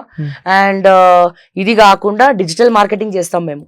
నాకు ఓకే టీవీ ఫ్రంట్ లైన్ లో ఉంది, కానీ బ్యాక్ ఎండ్ లో డిజిటల్ మార్కెటింగ్ చేస్తాం. అంటే ఇప్పుడు ఒక ఫేస్బుక్, ట్విట్టర్, సో కాల్డ్ కొంతమంది సెలబ్రిటీస్ వి మేము మెయింటైన్ చేస్తాం. మెయింటైన్ చేసినందుకు మాకు నెల నెల డబ్బులు ఇస్తారు. అందులో పొలిటికల్ లీడర్స్ ఉన్నారు, ప్లస్ వీళ్ళు కూడా ఉన్నారు, ఎవరు సెలబ్రిటీస్ కూడా కొంతమంది ఉన్నారనమాట. అండ్ ఇది కాకుండా పొలిటికల్ ప్రమోషన్స్, పొలిటికల్ ఇంటర్వ్యూస్. ఇప్పుడు నేను ఏదైనా డైరెక్ట్ గా చెప్తానండి, స్ట్రైట్ ఫార్వర్డ్ అండి. ఎలక్షన్స్ వచ్చినాయి అంటే ప్రతి ఛానల్ కి కూడా డబ్బులు పోతాయి. ఎట్లా పోతాయి? ప్రమోషన్స్ కింద పోతాయి. ఇప్పుడు పబ్లిక్ బైట్స్ ఒక కాన్ఫరెన్స్ లో పోయి పబ్లిక్ బైట్స్ చేస్తే ఇన్ని పబ్లిక్ బైట్స్ కి ఇంత డబ్బులు అని చెప్పి లీడర్స్ ఇస్తారు. సో అట్లా వాళ్ళు ఇచ్చిన డబ్బులు లీడర్స్ ఇచ్చినటువంటి డబ్బులు, అది ఏ లీడర్ అయినా, ఆల్ పార్టీస్ పబ్లిక్ బైట్స్ అంటే వాళ్ళ కోసం వర్క్ చేయడం వేరు, ప్రజల కోసం మాట్లాడడం వేరు. ఎందుకంటే ఛానల్ రన్ అవ్వాలి కాబట్టి. సో ఖచ్చితంగా public bites, advertisements, political interviews, political promotions ఇవన్నీ చేయాలి. తద్వారా నాకు డబ్బులు వస్తున్నాయి. ఆ వచ్చిన డబ్బులతోటి నేను ఛానల్ నడుపుతున్నాను. ఎందుకు మేడం ఈ ఫీల్డ్ లో రావాలనిపించింది మీకు? జర్నలిజం ఏదో చేయాలి, ఏదో సాధించాలని నాకు అనిపించింది. జనరల్ గా నేను ఎంసీజే చేద్దామని నాకు ఎప్పటి నుంచో ఉండేది. కానీ లైక్ మా పేరెంట్స్ కానీ లేకపోతే మా కుటుంబ సభ్యులు కానీ కొంతమంది ఒప్పుకోలేదు. నేను చదివింది ఎంఎస్సి మ్యాథమెటిక్స్. వద్దంటే బలవంతంగా తీసుకపోయి అలా జాయిన్ చేశారు. బట్ నాకు నేను చాలా టాకెటివ్ అనమాట. సో చాలా టాకెటివ్, నాకు ఏదో చేయాలని. ఫస్ట్ అయితే నేను కొంచెం నేను చైల్డ్ ఆర్టిస్ట్, అంటే నేను సీరియల్లో యాక్ట్ చేసినాను. చందన బ్రదర్స్ యాడ్ చేయడం జరిగింది. ఎందుకంటే పేరు చెప్పాను కానీ నా మేనమామ ఫిలిం డైరెక్టర్ యాక్చువల్గా. సో తెలంగాణ కొమరమీం చరిత్ర కూడా ఆయన వల్లనే బయటకు వచ్చింది. అండ్ మా పేరెంట్స్ ఇద్దరు కూడా జర్నలిస్ట్ అండి. ఓన్ మ్యాగజైన్ ఉంది మా మదర్ కి, ఓన్ మ్యాగజైన్ ఉంది. సో తను ఉదయం పత్రికలో కూడా రిపోర్టర్ గా చేసింది. మన ఎన్టీఆర్ గారు, పెద్ద ఎన్టీఆర్ గారు ముఖ్యమంత్రిగా ఉన్నప్పుడు కూడా రిపోర్టర్ గా చేయడం జరిగింది. నేను పెద్ద ఎన్టీఆర్ గారితో ఎల్కేజీలో ఉన్నప్పుడు ఆయన మీద కూర్చొని ఫోటో కూడా నేను దిగిన ఎల్కేజీలో. సో ఆ తర్వాత మా పత్రికను నారా చంద్రబాబు నాయుడు గారు ఉమ్మడి ఆంధ్రప్రదేశ్ సీఎం గా ఉన్నప్పుడు, నేను 6th క్లాస్ 5th క్లాస్ అప్పుడు. సో అప్పుడు మా మదర్ ఓన్ గా మ్యాగజైన్, నెలపత్రిక, అప్పుడు మహిళా జ్యోతి అని ఉండేది. సో తర్వాత కానుక, ఇప్పుడు ఇక వాళ్ళు తీసేసిరు పత్రికని. సో ఏంటంటే మహిళా జ్యోతి అనే పత్రికను నారా చంద్రబాబు నాయుడు గారు ఓపెన్ చేశారు. ఆయన ఇనాగ్రేట్ చేయడం జరిగింది. సో అట్లా తను పత్రిక మొత్తం కూడా స్టార్ట్ చేసి ముందరికెళ్ళింది. సో నాకు వాళ్ళ జీన్స్ అట్లా నాకు వచ్చింది చెప్పాలంటే. ఫ్యామిలీ నుండి నాకు కొద్దిగా ఆ పోలికలు కానీ ఆ జీన్స్ కానీ అట్లా వచ్చింది. కాకపోతే నేను భయపడను, ఎక్కడ ఎవరికి భయపడను. ఏదైతే అది అయింది అనుకుంటా, చచ్చిపోతా, ఉంటే ఉంటాం, పోతే పోతాం అన్న దాంతో నేను వెళ్తాను. అంటే కొంతమంది పర్సనల్ విషయాలు కూడా బయటికి తీసుకొస్తున్నారు. సో మీకు థ్రెట్ ఏం రావట్లేదు? ఎవరివి? నార్మల్ గా ఇప్పుడు వస్తే రానియండి సార్. ఎంతమంది పిల్లలు చచ్చిపోతలేరండి. కరోనా వచ్చి చచ్చిపోయారు. అందులో చిన్నపిల్లలు ఉన్నారు, పెద్దోళ్ళు ఉన్నారు, రాజకీయ నాయకులు ఉన్నారు, ముసలోళ్ళు ఉన్నారు, అందరు ఉన్నారు. చావు ఎప్పుడైనా చెప్పొస్తుందా? పుట్టినప్పుడు సావక తప్పదు కదా. ఇప్పుడు నేను పుట్టిన చావు నా చేతిలో లేదు. నాకేందంటే చచ్చిపోయే లోపల ఏదో ఒక మంచి పని చేసి చచ్చిపోవాలని నా కోరిక. పుట్టినందుకు ఏదో ఒకటి సాధించాలి, సాధిస్తున్నా నేను అనుకుంటున్నా. చావుకి అసలు నేను భయపడను. నేను అందుకే చెప్తున్నా, ఎవ్వడికి భయపడను. అరెస్ట్ చేస్తే చేసుకో, చంపేస్తే చచ్చిపోతా, ఏదో ఒక గుర్తింపు అయితే వచ్చింది కదా నాకు చాలు. ఇప్పుడు ఎంతమంది పిల్లలు ఇప్పుడు చూస్తున్నారు మీరు పేపర్లలో, టీవీలలో కూడా, మాట్లాడుతూ మీ ఇంటర్వ్యూలో నేను చచ్చిపోతానేమో టైం వస్తే, హార్ట్ అటాక్ వచ్చి, మాసివ్ హార్ట్ అటాక్ వచ్చి చాలా మంది చచ్చిపోతున్నారు. చిన్న పిల్లలు చచ్చిపోతున్నారు, 8 సంవత్సరాల పిల్లలు చనిపోతున్నారు. మీరు ఇక చావుకు భయపడమంటారా, బతకడానికి భయపడమంటారా? నా దృష్టిలో ప్రతి దానికి భయపడడమే అసలైన చావు. నాకు అటువంటి చావు నాకు వద్దు. ప్రతి దానికి భయపడడమే అసలైన చావు. సో అందుకే నేను చావును భయపడ, చావుకు అసలే భయపడ. అంటే కొంతమంది మీ వీడియోలు చూస్తున్నా కానీ మిమ్మల్ని ఫాలో అవుతున్న వాళ్ళు కూడా శ్రావ్య గారి వెనకాల ఎవరో ఒకళ్ళు ఉన్నారు, వాళ్ళు నడిపిస్తున్నారు శ్రావ్య గారిని, అలాంటివి నిజంగానే నా వెనకాల ఎవరన్నా ఉంటే సాటిలైట్ పెట్టేస్తా కదండి. నిజంగానే నా వెనకాల ఎవరన్నా ఉంటే ఇంకొంచెం ఛానల్ ఎక్స్పాండ్ చేస్తా కదండి. నా వెనకాల ఎవరు లేరు. నిజంగా నా వెనకాల ఎవరైనా ఉంటే ఓకే టీవీ ఎప్పుడో అమ్ముడు పోయేది కదా. అట్లా నేను ఇండిపెండెంట్ గా ఉందామనే కదా నేను ఎవరిని తీసుకోలేదు. నా ఓకే టీవీ ఇప్పుడు మీడియా బ్రాడ్కాస్ట్ చేసా, ప్రైవేట్ లిమిటెడ్. సో అన్ని పర్మిషన్స్ ఉన్నాయి. So one of the director గా నేను మా మదర్ ని పెట్టినాను. నాకు ఎవరు కూడా నా వెనకాల లేరు కాబట్టే ఇంత ధైర్యంగా పోతున్నా. నా వెనకాల ఎవడన్నా ఉంటే వాడి మోసైతే నీళ్ళు నేను తాగాలి. వాళ్ళు కూర్చోమంటే కూర్చోవాలి, నించోమంటే నించోవాలి. అది ఇష్టం లేక కదా సొంతంగా ఛానల్ పెట్టుకుంది. నా వెనకాల ఎవరు లేరు కాబట్టే కుండ బద్దల కొట్టినట్టు చెప్తున్నా. ఒకవేళ నా వెనకాల ఎవరన్నా ఉండుంటే వాళ్ళు పోయి బ్లాక్ మెయిల్ చేసి పైసలు సంపాదించుకుంటుండే కదా. ఓకే, అంటే మీరు బేసిక్ గా ప్రజల కోసమే పోరాడుతున్నారు. బరాబర్ ప్రజల కోసమే ఎప్పటికీ కూడా ఏ పార్టీకి అమ్ముడుపోరు. ఏ పార్టీకి అమ్ముడుపోను. నా పాత్ర ప్రతిపక్ష పాత్ర. అది కాంగ్రెస్ అధికారంలో ఉన్నా, బీఆర్ఎస్ అధికారంలో ఉన్నా, బీజేపీ అధికారంలో ఉన్నా, నేను ఎప్పుడు ప్రజల పక్షమే. వ్యక్తిగత కక్ష నాకెవరి మీద లేవు, వాళ్ళకు కూడా నా మీద ఏం లేవు. కాకపోతే అందరూ ప్రజల తరపున వాయిస్ ఇస్తే అట్లీస్ట్ ఒకరిద్దరికి మంచి జరిగినట్టే కదండి. ఎందుకంటే నేను కర్మ సిద్ధాంతం నమ్ముతా, బరాబర్ నమ్ముతా. ఎందుకంటే నేను ఎక్కువ దైవత్వాన్ని నమ్ముతాను, ఎక్కువ స్పిరిచువాలిటీ నమ్ముతాను.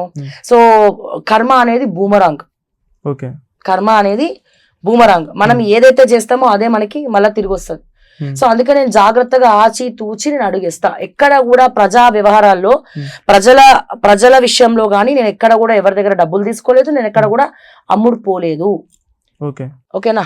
అడ్వర్టైజ్మెంట్స్ తెచ్చుకొని ఉంటా, అడ్వర్టైజ్మెంట్స్ యాడ్స్ కావాలి. ఎందుకంటే ఎవరి దగ్గర బహుశా అన్న నా దగ్గర కొంచెం ఈసారి ఇబ్బంది అవుతుంది అన్న, కొంచెం ఒక హెల్ప్ చేయండి అంటే హెల్ప్ చేసే వాళ్ళు కూడా చేస్తారు. అంటే ఒక ఆడపిల్ల కష్టపడుతుంది కదా అని చెప్పి వాళ్ళే హెల్ప్ చేయరు. 1 లక్షలు 2 లక్షలు 3 లక్షలు అట్లా ఇస్తారండి. అంతకుమించి ఎవరు కూడా ఏం చేయరు. అది కూడా పబ్లిక్ బైట్స్ కోసమో లేకపోతే ఇంకా దేనికోసమో, ఇంకా నాకే కదా అన్ని ఛానల్స్ కూడా అట్లనే వస్తున్నాయి డబ్బులు. సో అంతే తప్ప ఎప్పుడు కూడా నా వాయిస్ ప్రజల పక్షానే ఉంటది, ప్రజల పక్షానే నేను కొట్లాడతా. అది ఏ లీడర్ అయినా, ఏ క్యాడర్ అయినా, ఏ పార్టీ అయినా నా వాయిస్ మాత్రం ఆగదు. ఎప్పుడు ఆగుతుందా అంటే నేను చచ్చిపోయినాకనే. అప్పటిదాకా కొట్లాడుతూనే ఉంటా. అప్పటిదాకా బరాబర్ ఇంతే ఉంటది. సో చూసారు కండి, జర్నలిస్ట్ శ్రావ్య గారు ఒక ఛానల్ పెట్టి ప్రజల కోసం పోరాడుతుందని డైరెక్ట్గానే చెప్తున్నారు. ఏ పార్టీతోనూ కాదు, ఏ వెనక కూడా ఎవరు లేరని వాళ్ళు ఆవిడ గారు స్ట్రైట్ ఫార్వర్డ్గానే చెప్తున్నారు. సో మేడం, మీలాంటి న్యాయం కోసం పోరాడే వాళ్ళు ఇంకొంతమంది బయటికి రావాలని ప్రజలు కూడా కోరుకుంటున్నారు. ఎస్, నిజంగా నేనంటే యాక్చువల్గా నేను ఎందుకు ఇంత ధైర్యంగా మాట్లాడతానంటే చాలా దాడులు జరుగుతున్నాయండి. అమ్మాయిలకి ఉన్నన్ని కష్టాలు ఎవరికి ఉండవు. అంటే చాలా మంది అమ్మాయిలు చాలా ఫాస్ట్ ఫార్వర్డ్ అయిపోయినారు, పబ్బులకు పోతుర్రు, గబ్బులకు పోతుర్రు, వాళ్ళ వల్లనే అన్ని జరుగుతున్నాయి అంటే చాలా మంది మంచి అమ్మాయిలు కూడా ఉన్నారండి. ఒకవేళ ఎవరైనా ఏమైనా తప్పులు చేసి ఉంటే వాళ్ళ కుటుంబ పోషణ కోసం ఏమైనా చేసి ఉండొచ్చు, కానీ ఆఫీస్లో నీచంగా చూస్తారు, ఆఫీస్ లో టార్చర్ పెట్టే వాళ్ళు ఉన్నారు, పొలిటికల్ గా టార్చర్ పెట్టే, రాజకీయాల్లోకి వద్దామంటే కూడా టార్చర్ పెట్టే వాళ్ళు ఉన్నారు. సో అన్ని ఆఫీసులలో కూడా టార్చర్ పెట్టే వాళ్ళు ఉన్నారు. ఎవడో ఒకడు ధైర్యంగా ముందరికి రావాలి. ఆడపిల్లలు ఆడ పులులక్క తిరగబడాలి, ఆడ పులులక్క ఉండాలి. ఎవడు కూడా భయపడద్దు, నిజం నిక్కచ్చిగా చెప్పాలి. ఎవడనేమన్నా అంటే కొట్టి చంపినండి, పిడికిలి బిగించండి, సెల్ఫ్ డిఫెన్స్ నేర్చుకోండి. ఒకరిద్దరన్నా ఆడపిల్లలు, ఇప్పుడు తనుంది ప్రీతి ఉంది, మన దిశ కేసు, తను ప్రియాంక. సో ప్రియాంక సగం భయంతోనే తన మైండ్ పనిచేయలే. ఆ టైంలో ఏం చేయాలో తనకు అర్థం కాలేదు. తన టోల్ గేట్ దగ్గరనే ఉంది, కానీ ఆ భయం అనేది తనని టెన్షన్ క్రియేట్ చేసింది. సో ఈ భయం అనేది ఆడపిల్లలకి లేకపోతే ధైర్యం అనేది ఉంటే, అందుకే చెప్తా ఉంటాను మార్నింగ్ న్యూస్ లో కూడా, ఏ ప్రభుత్వమైన దండం పెడతా దయచేసి ప్రతి స్కూల్లో Hindi, English, maths, science, social ఎట్లనైతే సబ్జెక్ట్స్ పెడతారో సెల్ఫ్ డిఫెన్స్ అనే సబ్జెక్ట్ కూడా పెట్టండి. ఈ సెల్ఫ్ డిఫెన్స్ అనేది కేవలం అమ్మాయిలకి మాత్రమే కాదు, అబ్బాయిలకి కూడా ఉండాలి. ఎందుకంటే గుడ్ టచ్ ఏంటి, బ్యాడ్ టచ్ ఏంటి, ఎల్కేజీ పిల్లల్ని కూడా చంపేస్తురండి. ప్రతి దగ్గర ఫిజికల్ హెరాస్మెంట్ అండి. సో ప్రతి దగ్గర ఆడపిల్లవు, నువ్వు నీకెందుకు, అదెందుకు, ఇదెందుకు, తలదించుకొని బతకాలి. ఎవరికైనా పోనీ పెళ్ళైన వాళ్ళు కూడా ఇంట్లో నాకు పలానా జరుగుతుంది, నేను ఉద్యోగంకి పోను అని చెప్తే, లేకపోతే కాలేజ్కి పోను అంటే వీళ్ళనే చదువు మానిపించేసి ఇంట్లో కూర్చోబెడుతురు. అదే తల్లిదండ్రులు, నీకు నేను ఉన్న బిడ్డ, ఎవడన్నా నేనేమన్నా అంటే పిడికిలతో గుద్ది చంపు నా కొడుకుని నేను చూసుకుంటా అనే తండ్రులు ఎంతమంది ఉన్నారండి, అనే అన్నలు ఎంతమంది ఉన్నారండి. నీ వెనకాల నేను ఉన్నా, నువ్వు ఏదైనా సాధించు అని చెప్పి వెన్ను తట్టి మనని ముందరికి తీసుకెళ్లే వాళ్ళు కొంతమందే ఉన్నారు. సో దీని నుంచి బయటికి రావాలి ఆడపిల్లలు, పరాశక్తులు అవ్వాలి. సో అన్ని రంగాలలో ఆడవాళ్ళు ఉన్నారు. సో ఖచ్చితంగా ఈ సెల్ఫ్ డిఫెన్స్ లో కూడా ఆడవాళ్ళు ముందరు ఉండాలి. ఎవడనేమన్నా అంటే కొట్టి చంపాలి, పిడికిలతో గుద్దాలి. సో ఆ ధైర్యం ఆడవాళ్ళకి రావాలి అనే నేను ముఖ్యంగా ఇంత ధైర్యంగా ఉంటా. ఖచ్చితంగా ధైర్యాన్ని ఆడవాళ్ళలో నూరబోస్తాను. ఒక బెస్ట్ ఉమెన్ గా నేను ఉందామనుకుంటున్నాను. ఇంకొంతమంది మహిళలకు స్ఫూర్తిదాయకంగా మాత్రం ఉండాలని మాత్రం నేను మనస్ఫూర్తిగా నేను కోరుకుంటున్నాను. నిజం మేడం, మీలాంటి ఒక మహిళ బయటకు వచ్చి ఇలా అందరిలో మోటివేషన్ నింపితే వాళ్ళు కూడా, భయపడే వాళ్ళు కూడా కొంచెం యాక్టివ్గా బయటకు వచ్చి తిరుగుతారు. సో ఈ వీడియో చూస్తున్న ప్రతి ఒక్క అమ్మాయిలు తెలుసుకోవాల్సిన విషయం అండి ఇది. సో అందరూ బయటికి రండి, మేడం లాగా పోరాడండి, ఎవరికి భయపడకూడదు అంతే. సో ఇంత మంచి విషయాన్ని మాతో షేర్ చేసుకున్నందుకు మేడం, ఆంధ్రప్రభ టీవీ నుంచి thank you madam. Thank you అండి, థ్యాంక్ యూ సో మచ్.